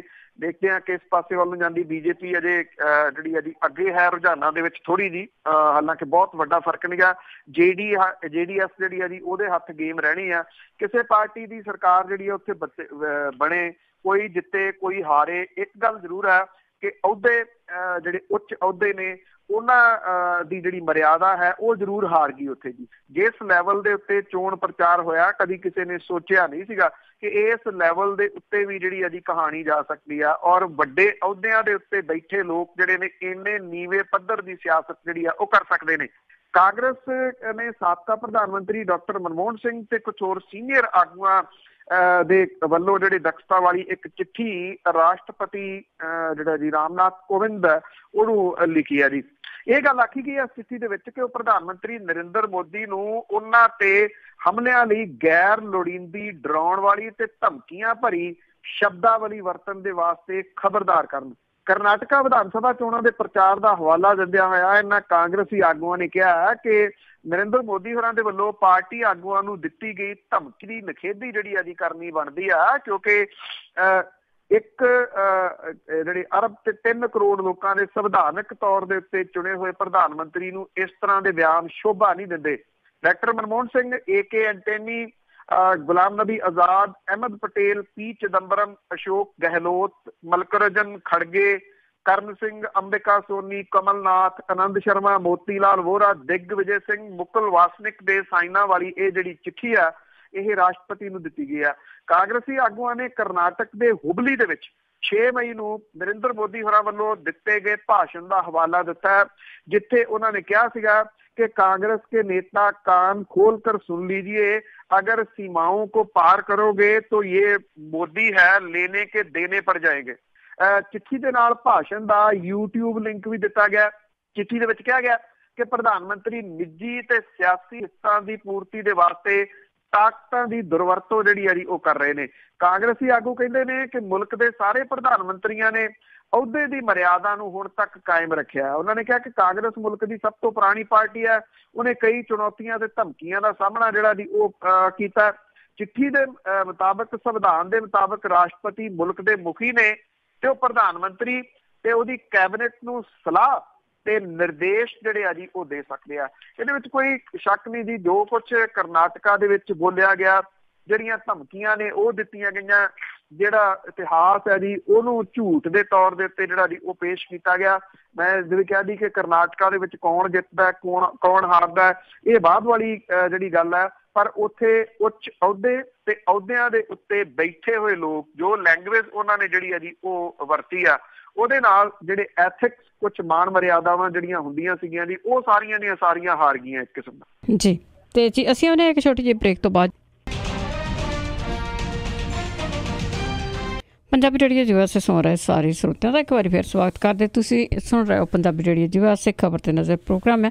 ਖਬਰ ਤੇ ਨਜ਼ਰ ਪ੍ਰੋਗਰਾਮ ਦੇ ਵਿੱਚ ਪਹਿਲਾਂ ਖਬਰਾਂ ਹੁੰਦੀਆਂ ਨੇ, ਉਸ ਤੋਂ ਬਾਅਦ ਸਵਾਲ ਹੁੰਦੇ ਨੇ। ਸਾਡੇ ਨਾਲ ਜੁੜ ਚੁੱਕੇ ਨੇ ਦੁਬਾਰਾ ਬਲਤੇਜ ਪੰਨੂ ਜੀ। ਸਤਿ ਸ਼੍ਰੀ ਅਕਾਲ, ਸਵਾਗਤ ਹੈ ਜੀ। ਸਤਿ ਸ਼੍ਰੀ ਅਕਾਲ ਜੀ, ਧੰਨਵਾਦ ਜੀ, ਮਿਹਰਬਾਨੀ। ਹਾਂਜੀ, ਸਾਡੇ ਨਾਲ ਜੁੜੇ ਹੋਏ ਨੇ ਸੁਰਿੰਦਰ ਸਿੰਘ ਜੀ। ਸਤਿ ਸ਼੍ਰੀ ਅਕਾਲ ਭੈਣ ਜੀ। ਪੰਨੂ ਸਾਹਿਬ ਸਤਿ ਸ਼੍ਰੀ ਅਕਾਲ ਜੀ। ਸਤਿ ਸ਼੍ਰੀ ਅਕਾਲ। ਸਤਿ ਸ਼੍ਰੀ ਅਕਾਲ ਜੀ। ਸਤਿ ਸ਼੍ਰੀ ਅਕਾਲ। ਪੰਨੂ ਸਾਹਿਬ ਮੇਰੇ 2 ਸਵਾਲ ਆ, ਤੁਸੀਂ ਇੱਕ ਦਾ ਜਵਾਬ ਉਹਨੇ ਚੇਤੇ ਰੱਖਿਓ ਦੋਏ। ਇੱਕ ਤਾਂ ਤੁਸੀਂ ਉਹ DJI ਨਾਲ ਮੈਂ ਦੇਖੀ ਤੁਹਾਡੀ ਮੁਲਾਕਾਤ, ਉਹ ਬਿਲਕੁਲ ਕਹਿ ਗਿਆ ਵੀ ਪੁਲਿਸ ਦੇ ਬਿਲਕੁਲ ਹੱਥ ਬੰਨੇ ਹੋਆ, ਜੋ ਕਰਾ ਰਹੇ ਪੋਲੀਟੀਸ਼ੀਅਨ ਕਰਾ ਰਹੇ, ਪੁਲਿਸ ਦਾ ਕੋਈ ਰੋਲ ਨਹੀਂ, ਜੋ ਕਹਿੰਦੇ ਉਹ ਸਾਨੂੰ ਕਰਨਾ ਪੈਂਦਾ ਆ। ਦੂਜਾ ਜੇ ਆ ਜਿੱਦਾਂ ਹੁਣ ਦਿਆਲ ਸਿੰਘ ਕੋਲਿਆਂ ਵਾਲੀ ਤੋਂ ਗਰਾਹੀ ਹੋਈ ਆ, ਜੇ ਸਾਰੀ ਪੰਜਾਬ ਦੀ ਇਮਾਨਦਾਰੀ ਨਾਲ ਗਰਾਹੀ ਕਰ ਲਈ ਜਾਵੇ ਤੇ ਪੰਜਾਬ ਦਾ ਕਰਜ਼ਾ ਲੈ ਸਕਦਾ ਜੀ ਸਾਰਾ, ਜਿੰਨਾ ਹੀ ਨਹੀਂ ਪੈਸੇ ਮਾਰੇ ਉਹ ਪਿਛਲੇ ਸਾਲਾਂ ਦੀ। ਬਾਹਰ 2 ਗੱਲਾਂ ਜੀ। ਥੈਂਕ ਯੂ ਜੀ। ਨਹੀਂ, ਉਹ ਤਾਂ ਬਿਲਕੁਲ ਜੀ, ਉਹਨਾਂ ਨੇ ਇੱਕ ਉਹਦੇ ਵਿੱਚ ਜਿਹੜੀ ਗੱਲ ਕਹੀ ਸੀ ਕਿ ਪੁਲਿਸ ਤੰਤਰ ਤਾਂ ਹੈ ਨਹੀਂ, ਇਹ ਤਾਂ ਸਿਆਸੀ ਤੰਤਰ ਜਿਹੜਾ ਜੀ ਉਹ ਹੋ ਗਿਆ, ਰਾਜਨੀਤਿਕ ਤੰਤਰ ਜਿਹੜਾ ਜੀ ਉਹ ਬਣ ਗਿਆ। ਇਹ ਸਭ ਨੂੰ ਪਤਾ ਜੀ ਕਿਹੜੇ ਤਰੀਕੇ ਦੇ ਨਾਲ ਜਿਹੜਾ ਜੀ ਉਹ ਬਣ ਗਿਆ, ਕਿਉਂਕਿ ਪੁਲਿਸ ਵਾਲੇ ਉਹ ਰਾਜਨੀਤਿਕਾਂ ਦੇ ਕਹੇ ਦੇ ਉੱਤੇ ਹੀ ਸਾਰਾ ਕੁਛ ਜਿਹੜਾ ਜੀ ਉਹ ਕਰਦੇ ਆ। ਜਿਹੜੀ ਕਰਜ਼ੇ ਵਾਲੀ ਗੱਲ ਹੈ, ਨਹੀਂ, ਕਰਜ਼ੇ ਦੇ ਨਾਲ ਪੰਜਾਬ ਦਾ ਕਰਜ਼ਾ ਤਾਂ ਜਿਹੜਾ ਜੀ ਉਹ ਨਹੀਂ ਲੈ ਸਕਦਾ, ਪਰ ਇੰਨਾ ਜ਼ਰੂਰ ਆ ਸਹਿਕਾਰੀ ਖੇਤਰ ਦੇ ਜਿਹੜੇ ਬੈਂਕ ਜਿਹੜੇ ਪਹਿਲਾਂ ਹੀ ਮੁਸ਼ਕਲਾਂ ਦੇ ਵਿੱਚੋਂ ਲੰਘ ਰਹੇ ਆ ਜੀ, ਉਹਨਾਂ ਦਾ ਸਾਹ ਸੌਖਾ ਜਿਹੜਾ ਜੀ ਉਹ ਹੋ ਸਕਦਾ ਹੈ। ਜੇ ਆਪਾਂ ਇਹ ਕਹੀਏ ਕਿ ਇਹਨਾਂ ਤੋਂ ਪੈਸੇ ਲੈ ਕੇ ਪੰਜਾਬ ਦਾ ਕਰਨ ਨਹੀਂ, ਕਿਉਂਕਿ ਪੰਜਾਬ ਦੇ ਖਜ਼ਾਨੇ ਦੇ ਵਿੱਚ ਤਾਂ ਆਉਣੇ ਨੇਗੇ ਜੀ, ਇਹ ਸਹਿਕਾਰੀ ਬੈਂਕਾਂ ਦੇ ਖਜ਼ਾਨੇ ਦੇ ਵਿੱਚ ਜਿਹੜੇ ਆ ਜੀ ਜਾਣੇ ਆ। ਜੇ ਸਹਿਕਾਰੀ ਖੇਤਰ ਦਾ ਬੈਂਕ ਜਿਹੜਾ ਜੀ ਉਹਦੀਆਂ ਜੜ੍ਹਾਂ ਮਜ਼ਬੂਤ ਜਿਹੜੀਆਂ ਉਹ ਹੋ ਜਾਂਦੀਆਂ ਨੇ, ਤੇ ਇਹਦਾ ਸਭ ਤੋਂ ਵੱਡਾ ਫਾਇਦਾ ਜਿਹੜਾ ਜੀ ਉਹ ਕਿਸਾਨਾਂ ਨੂੰ ਹੀ ਆ, ਤਾਂ ਕਿ ਉਹ ਅੱਗੋਂ ਆਪਣੀਆਂ ਜਿਹੜੀਆਂ ਸਕੀਮਾਂ ਨੇ ਜਾਂ ਕਰਜ਼ ਸਕੀਮਾਂ ਨੇ ਉਹਨੂੰ ਥੋੜ੍ਹਾ ਜਿਹੜਾ ਜੀ ਉਹ ਫਲੈਕਸੀਬਲ ਕਰ ਸਕਦਾ। ਕਿਉਂਕਿ ਜੇ ਆਪਾਂ ਲਾਈਏ ਸਰਕਾਰਾਂ, ਜਿਵੇਂ ਸਰਕਾਰਾਂ ਨੇ ਇਹ ਕੀਤਾ ਕਿ ਕੁਰਕੀ ਨਹੀਂ ਕਰਨੀ ਕਿਸੇ ਦੀ, ਜਾਂ ਜਿਹੜੇ ਜੀ ਉਹ ਕਿਸਾਨਾਂ ਨੇ ਜਿਨ੍ਹਾਂ ਨੇ ਕਰਜ਼ੇ ਜਿਹੜੇ ਆ ਜੀ ਉਹ ਚੁੱਕੇ ਹੋਏ ਉਹਨਾਂ ਉੱਤੇ ਸਖਤੀ ਨਹੀਂ ਕਰਨੀ। ਜੇ ਉੱਥੋਂ ਸਖਤੀ ਨਹੀਂ ਕਰਨੀ ਫਿਰ ਤੁਹਾਨੂੰ ਕਿਸੇ ਦੂਸਰੇ ਪਾਸੇ ਸਖਤੀ ਜਿਹੜੀ ਆ ਜੀ ਉਹ ਕਰਨੀ। ਤੇ ਇਹ ਲੋਕ ਉਹ ਨੇ ਜਿਨ੍ਹਾਂ ਦੀ ਲਿਸਟ ਲੰਮੀ ਚੌੜੀ ਆ, 2200-2300 ਕਰੋੜ ਰੁਪਈਆ ਕੋਈ ਛੋਟਾ ਮੋਟਾ ਨਹੀਂ ਕਰਜ਼ਾ ਹੈਗਾ ਜੀ। ਇਹ ਜੇ ਇਹਨਾਂ ਤੋਂ ਵਾਪਸ ਜਿਹੜੇ ਆ ਜੀ ਲੈ ਜਾਂਦੇ, ਔਰ ਸਾਰੇ ਦੇ ਸਾਰੇ ਉਹ ਕਰਜ਼ਾ ਆ ਜਿਹੜੇ ਦੇ ਸਕਦੇ ਆ। ਬਹੁਤ ਧਨਾੜ ਲੋਕ ਨੇ, ਮਾਰ ਕੇ ਜਿਹੜਾ ਜੀ ਬੈਠੇ ਆ ਕੁੰਡਲੀ, ਉਹਦੇ ਉੱਤੇ ਵੀ ਕੀ ਲੋੜ ਆ। ਕੋਲਿਆਂ ਵਾਲੀ ਦਾ ਗੱਲ ਕੀਤੀ ਹੈ, 2004 ਤੋਂ ਜਿਹੜਾ ਜੀ ਉਹ ਕਰਜ਼ਾ ਲਿਆ ਹੋਇਆ, ਇੱਕ ਕਿਸ਼ਤ ਵੀ ਜਿਹੜਾ ਜੀ ਉਹ ਦੇਣ ਦੇ ਵਾਸਤੇ ਤਿਆਰ ਨਹੀਂ, ਤਾਂ ਕਰਕੇ ਕਰੋੜ ਤੋਂ ਉੱਪਰ ਜਿਹੜਾ ਜੀ ਇਹ ਬਣ ਗਿਆ। ਕਿਉਂ ਨਹੀਂ ਵਾਪਸ ਲੈ ਜਾਣੇ ਚਾਹੀਦੇ? ਜ਼ਰੂਰ ਜਿਹੜੇ ਜੀ ਉਹ ਵਾਪਸ ਲੈ ਜਾਣੇ ਚਾਹੀਦੇ ਆ। ਇਹਦੀ ਸ਼ੁਰੂਆਤ ਹੋਈ ਆ, ਮੇਰਾ ਖਿਆਲ ਸਹਿਕਾਰਤਾ ਮੰਤਰੀ ਜਿਹੜੇ ਸੁਖਜਿੰਦਰ ਸਿੰਘ ਰੰਧਾਵਾ ਹੋਰੀ ਨੇ, ਜੇ ਉਹ ਇਸੇ ਤਰੀਕੇ ਦੇ ਨਾਲ ਲੱਗੇ ਰਹਿੰਦੇ ਨੇ ਤਾਂ ਕਾਫੀ ਜਿਹੜਾ ਜੀ ਇਹ ਪੈਸਾ ਆ ਸਕਦਾ ਸਹਿਕਾਰੀ ਬੈਂਕਾਂ ਨੂੰ। ਬਿਲਕੁਲ ਜੀ। ਤੇ ਅੱਗੇ ਸਤਨਾਮ ਸਿੰਘ ਸਵਾਲ ਪੁੱਛਦੇ ਨੇ ਕਿ ਸੁਖਪਾਲ ਸਿੰਘ ਖਹਿਰਾ ਦੀ ਜੋ ਗੱਡੀ ਰੋਕੀ ਗਈ ਹੈ ਤੇ ਪੁਲਿਸ ਨੂੰ ਕੁੱਟਿਆ ਗਿਆ ਆ, ਕੀ ਇਹ ਪਹਿਲੇ ਰਾਜ ਵਾਂਗ ਹੀ ਨੇ? ਬਿਲਕੁਲ ਜੀ, ਇਹ ਅਣਪਛਾਤੀ ਪੁਲਿਸ ਪਛਾਤੇ ਲੋਕਾਂ ਨੇ ਕੁੱਟੀ ਹੈ। ਔਰ ਜਿਹੜਾ ਫਿਰੋਜ਼ਪੁਰ ਦੇ ਵਿੱਚ ਐਕਚੁਅਲੀ ਜਿਹੜਾ ਦੀ ਇਹ ਚੱਲ ਰਿਹਾ ਸੀਗਾ ਜਿਹੜਾ ਦੀ ਰੋਸ, ਉੱਥੇ ਗਏ ਸੀਗੇ ਸੁਖਪਾਲ ਸਿੰਘ ਖਹਿਰਾ ਹੋਰੀ। ਇਹ ਕਾਂਗਰਸੀ ਵਰਕਰ ਨੇ ਜੀ, ਜਿਨ੍ਹਾਂ ਨੇ ਜਿਹਦੀ ਵੀਡੀਓ ਜਿਹੜੀ ਆ ਉਹ ਵਾਇਰਲ ਹੋਈ ਹੈ ਜੀ। ਹੁਣ ਤਾਂ ਇਹਦੇ ਵਿੱਚ ਜਿਹੜੀ ਪੁਲਿਸ ਆ ਉਹ ਅਣਪਛਾਤੀ ਨਹੀਂ ਗੀ, ਜਿਵੇਂ ਪਿਛਲੀ ਸਰਕਾਰ ਨੇ ਜਿਹੜੇ ਵੈਬਲ ਕਲਾਕਾਂਡ ਹੋਇਆ ਸੀ ਉਹਦੇ ਵਿੱਚ ਅਣਪਛਾਤੀ ਪੁਲਿਸ ਤੇ ਪਰਚਾ ਜਿਹੜਾ ਜੀ ਉਹ ਦਰਜ ਕੀਤਾ ਆ। ਔਰ ਜਿਹੜੀ ਵੀਡੀਓ ਵਾਇਰਲ ਹੋਈ ਆ ਉਹਦੇ ਵਿੱਚ ਫਿਰੋਜ਼ਪੁਰ ਦੇ ਕਾਂਗਰਸੀ ਵਰਕਰ ਜਿਹੜੇ ਆ ਜੀ ਉਹ ਸ਼ਰੇਆਮ ਦਿਸ ਰਹੇ ਆ। ਤੋ ਉਹਨਾਂ ਨੂੰ ਜਿਹੜਾ ਜੀ ਉਹਦੇ ਉੱਤੇ ਬਣਦੀ ਕਾਰਵਾਈ ਚਾਹੀਦੀ ਆ। ਪੁਲਿਸ ਦੀ ਵਰਦੀ ਦੇ ਉੱਤੇ ਹੱਥ ਪਾਉਣਾ, ਜਿਹੜੇ ਭਾਈ ਸਾਹਿਬ ਪਹਿਲੇ ਸੀ ਜਿਹੜਾ ਉਹਨਾਂ ਨੇ ਸਵਾਲ ਕੀਤਾ, ਤੁਹਾਨੂੰ ਯਾਦ ਹੋਣਾ ਇੱਕ ਵੀਡੀਓ ਜਿਹੜੀ ਵਾਇਰਲ ਹੋਈ ਸੀਗੀ ਜਿਹਦੇ ਵਿੱਚ ਸਾਬਕਾ ਮੰਤਰੀ ਇੱਕ ਉਹ ਇਹ ਕਹਿੰਦਾ ਸੀਗਾ ਕਿ ਮੈਂ ਇੱਧਰੋਂ ਦੀ ਗੱਡੀ ਕੱਢਣੀ ਆ ਤੇ ਇੱਥੇ ਜਾ ਕੇ ਲਾਉਣੀ ਆ। ਜੇ ਉਹਨੇ ਵਿਚਾਰੇ ਨੇ ਰੋਕ ਦਿੱਤਾ ਸੀਗਾ ਤੇ ਉਹਨੂੰ ਮਾਵਾਂ ਭੈਣਾਂ ਦੀਆਂ ਗਾਲਾਂ ਜਿਹੜੀਆਂ ਜੀ ਉਹ ਕੱਢੀਆਂ ਗਈਆਂ ਸੀਗੀਆਂ ਉਸ ਟਾਈਮ। ਤੇ ਹੁਣ ਤਾਂ ਇਹ ਠੁੱਡੇ ਜਿਹੜੇ ਜੀ ਉਹ ਮਾਰ ਰਹੇ ਸੀਗੇ, ਕੁਛ ਫਰਕ ਜਿਹੜਾ ਜੀ ਉਹ ਨਹੀਂ ਪਿਆ। ਉਸੇ ਤਰੀਕੇ ਦੇ ਨਾਲ ਜਿਹੜਾ ਜੀ ਸਾਰਾ ਕੁਛ ਜਿਹੜਾ ਚੱਲ ਰਿਹਾ, ਪੁਲਿਸ ਜਿਹੜੀ ਹੈ ਜੀ ਉਹ ਅੰਡਰ ਪ੍ਰੈਸ਼ਰ ਹੈ। ਉਹ ਹੁਣ ਕੀ ਕਰੇ? ਉੱਥੇ ਵਿਰੋਧੀ ਧਿਰ ਦਾ ਨੇਤਾ ਆਇਆ, ਉਹਨੂੰ ਉਹ ਕੱਢਣ ਦੀ ਕੋਸ਼ਿਸ਼ ਦੇ ਵਿੱਚ ਸੀਗੀ ਕਿ ਉਹਦੀ ਗੱਡੀ ਦੇ ਉੱਤੇ ਹਮਲਾ ਨਾ ਹੋ ਜਾਏ, ਉਹਨੂੰ ਜਿਹੜਾ ਜੀ ਉਹ ਕੱਢਿਆ ਜਾਵੇ। ਇਸੇ ਚੱਕਰ ਦੇ ਵਿੱਚ ਹੀ ਕਾਂਗਰਸੀਆਂ ਨੇ ਜਿਹੜਾ ਜੀ ਇਹ ਪੁਲਿਸ ਦੇ ਉੱਤੇ ਹਮਲਾ ਕੀਤਾ। ਅਜੇ ਤੱਕ ਕਿਸੇ ਬੰਦੇ ਦੇ ਉੱਤੇ ਪਰਚਾ ਦਰਜ ਹੋਣ ਦੀ ਕੋਈ ਖਬਰ ਨਹੀਂ ਆਈ। ਜੀ, ਤੇ ਹਰਨਾਮ ਸਿੰਘ ਹੋਰਾਂ ਦਾ ਕੁਐਸਚਨ ਆ ਜੋ ਲੁਧਿਆਣਾ ਜੇਲ੍ਹ ਦੇ ਵਿੱਚ 2 ਹਵਾਲਾਤੀ ਭੱਜ ਗਏ ਆ, ਕੀ ਇਹ ਵੀ ਪਹਿਲੀ ਸਰਕਾਰ ਦੇ ਕਦਮ ਚੱਲਣ ਤੇ ਨਹੀਂ ਚੱਲ ਰਿਹਾ? ਦੇਖੋ, ਇਹ ਜਿਹੜਾ ਲੁਧਿਆਣੇ ਦੇ ਵਿੱਚ ਜਿਹੜਾ ਭੱਜੇ ਆ ਇਹ ਅਜੇ ਤੱਕ ਭੇਦ ਆ, ਕਿਉਂਕਿ ਇੱਕ ਦਿਨ ਦੇ ਵਿੱਚ ਏਡੀ ਵੱਡੀ ਸਾਜ਼ਿਸ਼ ਜਿਹੜੀ ਆ ਉਹ ਨਹੀਂ ਕੀਤੀ ਜਾ ਸਕਦੀ। ਦੋਵੇਂ ਭਰਾ ਸੀਗੇ ਜੀ, 15 ਫੁੱਟ ਉੱਚੀ ਕੰਧ ਆ ਇਸ ਲੁਧਿਆਣੇ ਦੀ ਜਿਹੜਾ ਦੀ ਉਹ ਜੇਲ੍ਹ, ਉੱਥੋਂ ਇਹ ਭੱਜ ਕੇ ਜਿਹੜਾ ਦੀ ਗਏ ਆ। ਹਾਲਾਂਕਿ ਇਹਦੇ ਤੇ ਜਿਹੜੇ ਜੇਲ੍ਹ ਮੰਤਰੀ ਨੇ, ਜਿਨ੍ਹਾਂ ਕੋਲ ਸਹਿਕਾਰਤਾ ਮੰਤਰਾਲਾ ਵੀ ਹੈ, ਸੁਖਜਿੰਦਰ ਸਿੰਘ ਰੰਧਾਵਾ ਹੋਰੀ, ਉਹਨਾਂ ਨੇ ਜੇਲ੍ਹਾਂ ਦੇ ਵਿੱਚ ਜਿਹੜਾ ਜੀ ਪਿਛਲੇ ਦਿਨਾਂ ਤੋਂ ਚੈਕਿੰਗ ਵੀ ਕੀਤੀ ਆ, ਸਖਤੀ ਵੀ ਕਰਨ ਦੀ ਜਿਹੜੀ ਆ ਜੀ ਉਹ ਕੋਸ਼ਿਸ਼ ਉਹਨਾਂ ਨੇ ਕੀਤੀ ਆ। ਕਿੰਨੀ ਕੁ ਸਖਤੀ ਜਿਹੜੀ ਹੁੰਦੀ ਆ, ਕਿਉਂਕਿ ਇਹ ਪੋਸੀਬਲ ਨਹੀਂ ਆ ਜੀ ਕਿ ਬਿਨਾਂ ਕਿਸੇ ਦੇ ਨਾਲ ਮਿਲ ਮਿਲਾਏ ਤੋਂ ਉਹ ਇੱਥੋਂ ਜੇਲ੍ਹ ਦੇ ਵਿੱਚੋਂ ਜਿਹੜਾ ਜੀ ਉਹ ਭੱਜ ਜਾਣ। ਇਹ ਪਹਿਲੀ ਘਟਨਾ ਆਪਣੇ ਆਪ ਦੇ ਵਿੱਚ ਵਾਪਰੀ ਹੈ। ਪਹਿਲਾਂ ਤਾਂ ਇਹ ਜਿਹੜੇ ਜੇਲ੍ਹ ਅਧਿਕਾਰੀ ਮੰਨੇ ਨਹੀਂ ਜੀ, ਉਹ ਕੀ ਕਰਦੇ ਰਹੇ, ਉੱਥੇ ਜੇਲ੍ਹ ਦੇ ਅੰਦਰ ਹੀ ਉਹਨਾਂ ਨੂੰ ਲੱਭਦੇ ਰਹੇ, ਕਿਤੇ ਨਾ ਕਿਤੇ ਅੰਦਰ ਜਿਹੜੇ ਉਹ ਲੁਕੇ ਹੋਣਗੇ। ਬਾਅਦ ਦੇ ਵਿੱਚ ਜਿਹੜਾ ਜੀ ਗੱਲ ਸਾਹਮਣੇ ਆਈ ਵੀ ਨਹੀਂ, ਉਹ ਕੰਧ ਟੱਪ ਕੇ ਜਿਹੜੀ ਹੈ ਜੀ ਇੱਥੋਂ ਭੱਜ ਗਏ ਹੋਏ ਆ ਦੋਵੇਂ ਜਣੇ। ਅਜੇ ਤੱਕ ਕਾਬੂ ਜਿਹੜੇ ਜੀ ਉਹ ਨਹੀਂ ਕੀਤੇ ਜਾ ਸਕੇ। ਔਰ ਇਹ ਕਿਹਾ ਜਾ ਰਿਹਾ ਜੀ ਕਿ ਜੇਲ੍ਹ ਅਧਿਕਾਰੀ ਜਿਹੜੇ ਨੇ ਉਹਨਾਂ ਨੂੰ ਜਵਾਬ ਤਾਂ ਇਹਦਾ ਜਿਹੜਾ ਜੀ ਦੇਣਾ ਪੈਣਾ, ਕਿਉਂਕਿ ਪਹਿਲਾਂ ਹੀ ਜੇਲ੍ਹਾਂ ਦੇ ਉੱਤੇ ਕਈ ਕਿਸਮ ਦੇ ਜਿਹੜੇ ਆ ਜੀ ਉਹ ਸਵਾਲੀਆ ਚਿੰਨ੍ਹ ਖੜੇ ਹੋ ਰਹੇ ਆ ਜੇਲ੍ਹ ਪ੍ਰਸ਼ਾਸਨ ਦੇ ਉੱਤੇ, ਖਾਸ ਤੌਰ ਦੇ ਉੱਤੇ ਕਿ ਅੰਦਰ ਕਿਹੜੇ ਕਿਹੜੇ ਤਰੀਕੇ ਦੇ ਨਾਲ ਜਿਹੜੇ ਆ ਜੀ ਉਹ ਪੈਸੇ ਕੈਦੀਆਂ ਤੋਂ ਲਏ ਜਾਂਦੇ ਆ ਜੀ। ਤੇ ਅੱਗੇ ਕੁਲਦੀਪ ਸਿੰਘ ਜੀ, ਸਤਿ ਸ਼੍ਰੀ ਅਕਾਲ। ਹਾਂਜੀ, ਸਤਿ ਸ਼੍ਰੀ ਅਕਾਲ ਜੀ ਪੰਨੂ ਸਾਹਿਬ ਤੇ ਭੈਣ ਜੀ।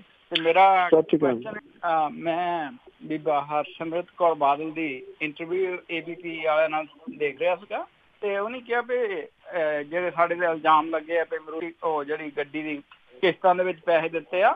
ਤੇ ਉਹ ਕਹਿ ਰਹੇ ਉਹਦੇ ਵਿੱਚ ਵੀ ਔਨ ਦਾ ਰਿਕਾਰਡ ਵੀ ਸਾਡੇ ਬਾਬੇ ਪੜਦਾਦਿਆਂ ਕੋਲ 5 ਜਹਾਜ਼ ਤੇ ਉਹ ਦੇਖ ਲਓ ਉਹ ਵੀ ਹੋ ਗਏ ਲਾਈਕ 50 ਸਾਲ ਦੇ, ਤਾਂ ਉਹਨਾਂ ਦੀ ਵੀ ਉਮਰ ਹੋਣੀ ਆ ਲਾਈਕ 45 ਮੇਰੇ ਉੱਤੇ।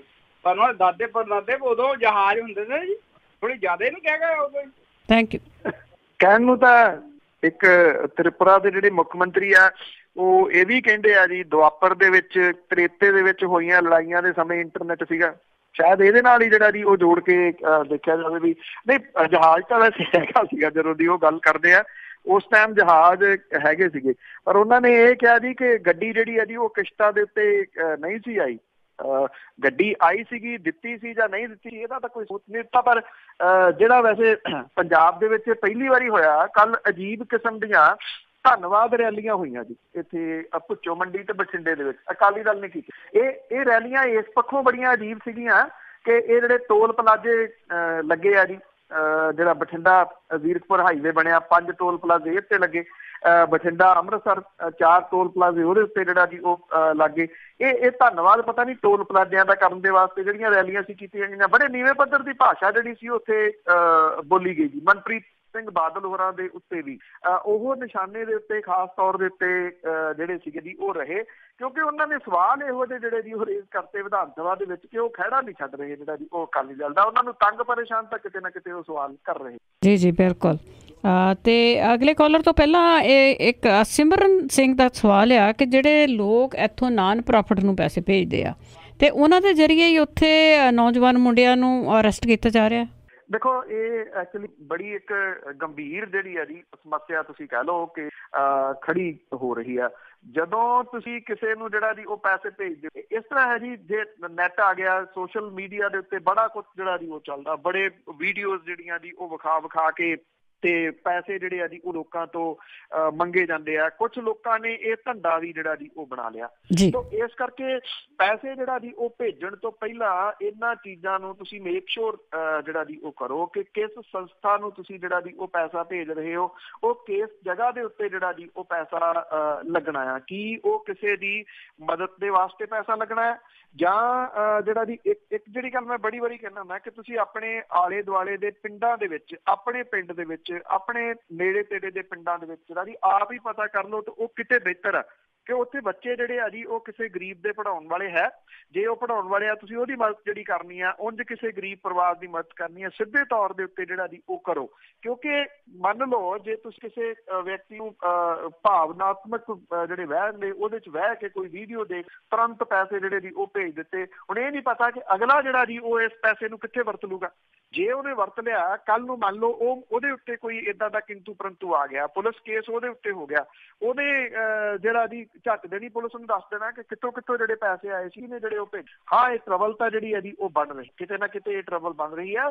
ਇਸ ਕਰਕੇ ਇਹਨੂੰ ਗੰਭੀਰਤਾ ਦੇ ਨਾਲ ਜਿਹੜਾ ਜੀ ਸੋਚਣ ਦੀ ਜ਼ਰੂਰਤ ਆ। ਜਿਹੜੇ ਪੈਸੇ ਭੇਜਦੇ ਨੇ ਉਹਦਾ ਮੇਕ ਸ਼ੋਰ ਤੁਸੀਂ ਜਿਹੜਾ ਜੀ ਪਹਿਲਾਂ ਅੱਗਾ ਪਿੱਛਾ ਪਤਾ ਜਿਹੜਾ ਜ਼ਰੂਰ ਕਰ ਲਓ।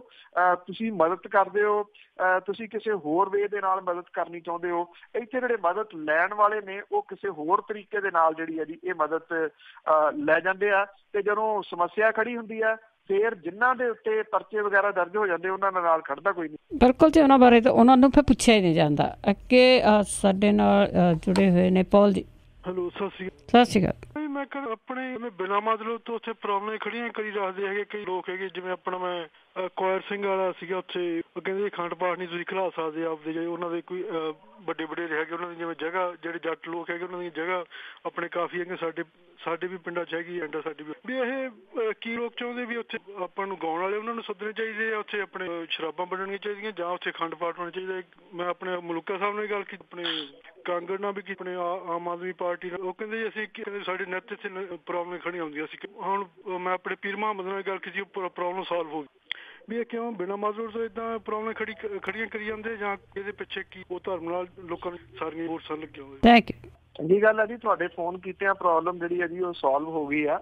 ਆਈ ਥਿੰਕ ਪ੍ਰੋਬਲਮ ਤਾਂ ਜਿਹੜੀ ਹੈ ਜੀ ਉਹ ਹੈਗੀ ਆ ਹੁਣ, ਕਿਉਂਕਿ ਹਦਾਇਤਾਂ ਜਿਹੜੀਆਂ ਜੀ ਕਦੀ ਕਿਸੇ ਟਾਈਪ ਦੀਆਂ ਕਦੇ ਕਿਸੇ ਟਾਈਪ। ਜੇ ਆਪਾਂ ਗੁਰਬਾਣੀ ਦੇ ਹਵਾਲੇ ਦੀ ਗੱਲ ਕਰੀਏ ਤਾਂ ਗੁਰਬਾਣੀ ਤਾਂ ਕਹਿੰਦੀ ਆ ਕਿ ਜਿੱਥੇ ਜਾਏ ਬਹਿ ਮੇਰਾ ਸਤਿਗੁਰੂ ਸੋ ਥਾਨ ਸੁਹਾਵਾ।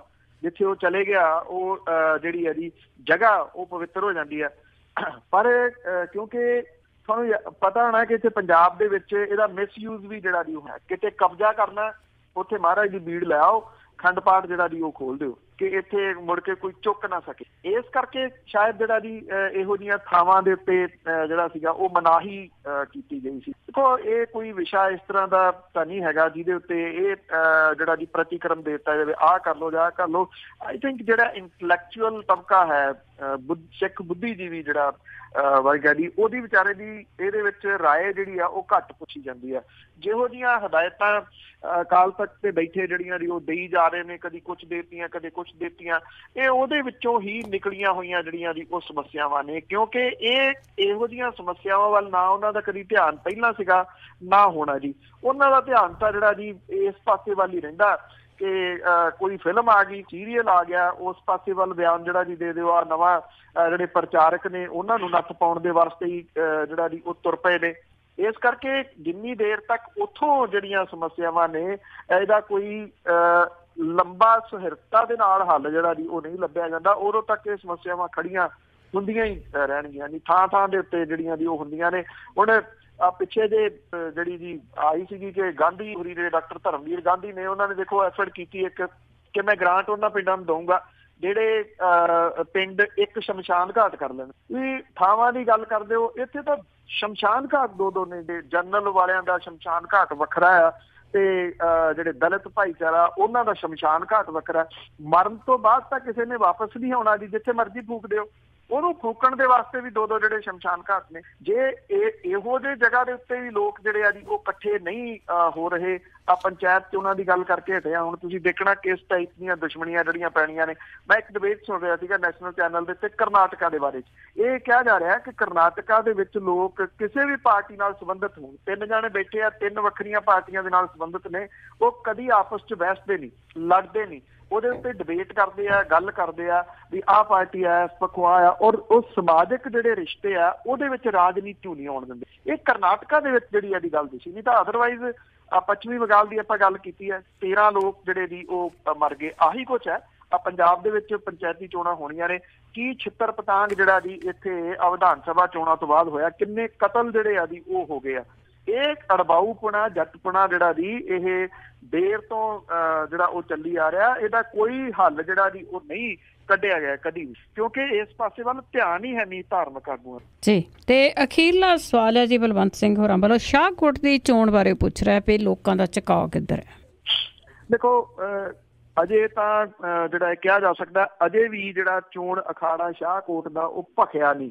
ਆਉਂਦੇ ਦਿਨਾਂ ਦੇ ਦੌਰਾਨ ਜਿਹੜਾ ਦੀ ਉਹ ਜ਼ਰੂਰ ਭਖੂਗਾ। ਇੱਕ ਗੱਲ ਜ਼ਰੂਰ ਹੈ, ਆਮ ਆਦਮੀ ਪਾਰਟੀ ਪਿਛਲੀ ਵਾਰੀ ਚੜਾਈ ਸੀ ਔਰ ਜਿਹੜੇ ਅਮਰਜੀਤ ਸਿੰਘ ਨੇ ਉਹ 2nd ਨੰਬਰ ਦੇ ਉੱਤੇ ਜਿਹੜਾ ਦੀ ਉਹ ਰਹੇ ਸੀਗੇ।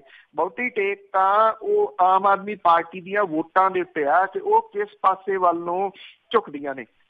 ਲੋਕਾਂ ਨੇ ਕੰਮ ਲੈਣੇ ਆ। ਲੋਕਾਂ ਨੂੰ ਲੱਗਦਾ ਹੈ ਕਿ 4 ਸਾਲ ਅਜੇ ਜਿਹੜੀ ਇਹਦੀ ਉਹ ਸਰਕਾਰ ਪਈ ਆ। ਲਾਡੀ ਸ਼ੇਰੋਵਾਲੀਆ ਹੋਰਾਂ ਨੇ ਤਕੜੀ ਫਾਈਟ ਉੱਥੇ ਦਿੱਤੀ ਸੀ, 3 ਨੰਬਰ ਦੇ ਉੱਤੇ ਉਹ ਰਹੇ ਸੀਗੇ ਬੇਸ਼ੱਕ, ਪਰ ਬਹੁਤ ਵੱਡੇ ਫਰਕ ਦੇ ਨਾਲ ਨਹੀਂ। ਸਰਕਾਰ ਦਾ ਧੱਕਾ ਵੀ ਚੱਲਦਾ ਤੇ ਲੋਕ ਵੀ ਜਿਹੜਾ ਦੀ ਉਹ ਸਰਕਾਰ ਵੱਲ ਦੀ ਗੱਲ ਜਿਹੜੀ ਆ ਉਹ ਕਰਦੇ ਆ। ਪਰ ਇੰਨਾ ਜ਼ਰੂਰ ਆ, ਸ਼ਾਹਕੋਟ ਦੀਆਂ ਜਿਹੜੀਆਂ ਸਮੱਸਿਆਵਾਂ ਨੇ ਉਹਨਾਂ ਦਾ ਜ਼ਿਕਰ ਅਜੇ ਜਿਹੜਾ ਦੀ ਉਹ ਹੋਣਾ ਸ਼ੁਰੂ ਨਹੀਂ ਹੋਇਆ। ਲੱਗਦਾ ਇਉਂ ਆ ਜੀ, ਜੇ ਆਪਾਂ ਇਹ ਮੁਕਾਬਲਾ ਤਾਂ ਹੈਗਾ ਜੀ 2 ਪਾਰਟੀਆਂ ਦੇ ਵਿਚਾਲੇ, ਕਿਉਂਕਿ ਅਕਾਲੀ ਦਲ ਦੀ ਇਹ ਸੀਟ ਆ, ਪਿਛਲੇ ਲੰਬੇ ਸਮੇਂ ਤੋਂ ਪੱਕੀ ਸੀਟ ਹੈ। ਅਜੀਤ ਸਿੰਘ ਕੁਹਾੜ ਹੋਰਾਂ ਨੇ ਜਿਸ ਟਾਈਪ ਦੇ ਨਾਲ ਇਹ ਸੀਟ ਜਿਹੜੀ ਇਹਦੀ ਆਪਣੇ ਕੋਲੇ ਰੱਖੀ ਆ, ਉਹ ਵੱਖਰੀ ਵਿਚਾਰ ਦਾ ਜਿਹੜਾ ਜੀ ਵਿਸ਼ਾ, ਕਿਉਂਕਿ ਉਹਨਾਂ ਨੇ ਜਿਹੜਾ ਦੀ ਤੁਸੀਂ ਇਹ ਕਹ ਲਓ ਕਿ ਛਿੱਤਰ ਹੀ ਚੱਲਿਆ। ਇਸੇ ਕਰਕੇ ਉੱਥੇ ਕੋਈ ਦੂਜੇ ਨੰਬਰ ਦੇ ਉੱਤੇ ਲੀਡਰਸ਼ਿਪ ਨਹੀਂ ਉੱਭਰ ਸਕੀ ਅਕਾਲੀ ਦਲ ਦੀ। ਉਹਦੇ ਮੁੰਡੇ ਨੂੰ ਹੀ ਟਿਕਟ ਜਿਹੜੀ ਹੈ ਜੀ ਉਹ ਦੇਣੀ ਪਈ ਅਕਾਲੀ ਦਲ ਨੂੰ। ਔਰ ਜਿਹੜੀਆਂ ਉੱਥੋਂ ਦੀਆਂ ਸਮੱਸਿਆਵਾਂ ਨੇ ਉਹ ਜਿਉਂ ਦੀਆਂ ਤਿਉਂ ਜਿਹੜੀਆਂ ਖੜੀਆਂ ਨੇ। ਜੇ ਆਪਾਂ ਗੱਲ ਕਰੀਏ ਤਾਂ ਇਸ ਵੇਲੇ ਪਲੜਾ ਜਿਹੜਾ ਜੀ ਉਹ ਕਾਂਗਰਸ ਦਾ ਭਾਰੀ ਆ। ਕਾਂਗਰਸ ਦੇ ਇੱਥੋਂ ਜਿੱਤਣ ਦੇ ਆਸਾਰ ਜਿਹੜੇ ਜੀ ਉਹ ਕਾਫੀ ਹੈਗੇ ਆ। ਅਗਲੇ ਕੁਝ ਦਿਨਾਂ ਦੇ ਦੌਰਾਨ ਜੇ ਕੋਈ ਬਹੁਤ ਵੱਡਾ ਪਟਾਕਾ ਨਹੀਂ ਪੈ ਜਾਂਦਾ, ਕੋਈ ਬਹੁਤ ਵੱਡੀ ਗੱਲ ਜਿਹੜੀ ਉਹ ਨਹੀਂ ਹੋ ਜਾਂਦੀ, ਉਦੋਂ ਤੱਕ ਇਹ ਕਿਹਾ ਜਾ ਸਕਦਾ ਜੀ ਕਿ ਕਾਂਗਰਸ ਦਾ ਪਲੜਾ ਭਾਰੀ ਆ। ਅਜੇ ਤੱਕ ਤਾਂ ਚੋਣ ਵਰਸਸ ਥਾਣੇਦਾਰੀ ਜਿਹੜੀ ਹੈ ਜੀ ਉਹ ਚੱਲਦੀ ਰਹੀ ਆ। ਹੁਣ ਉਹ ਮਾਮਲਾ ਜਿਹੜਾ ਜੀ ਥੋੜਾ ਜਿਹਾ ਠੰਡਾ ਪਿਆ। ਉਮੀਦ ਹੈ ਕਿ ਉੱਥੋਂ ਦੇ ਮਸਲੇ ਵੀ ਉੱਭਰਨਗੇ ਜੀ। ਬਿਲਕੁਲ, ਬਹੁਤ ਬਹੁਤ ਧੰਨਵਾਦ ਬਲਤੇਜ ਪੰਨੂ ਜੀ। ਮਿਹਰਬਾਨੀ ਜੀ, ਧੰਨਵਾਦ ਜੀ, ਸਤਿ ਸ਼੍ਰੀ ਅਕਾਲ ਜੀ। ਤੇ ਸਰੋਤੇ ਸਨ ਬਲਤੇਜ ਪੰਨੂ ਜੋ ਸਾਡੇ ਨਾਲ ਜੁੜਦੇ ਨੇ, ਕਰਦੇ ਨੇ ਖਬਰਾਂ। ਇਸੇ ਦੇ ਨਾਲ ਸਾਡਾ ਅੱਜ ਦਾ ਬੁਲਟਨ ਇੱਥੇ ਸਮਾਪਤ। ਬਲਵਿੰਦਰ ਕੌਰ ਵੱਲੋਂ ਆਪ ਸਭ ਨੂੰ ਪਿਆਰ ਭਰੀ ਸਤਿ ਸ਼੍ਰੀ ਅਕਾਲ।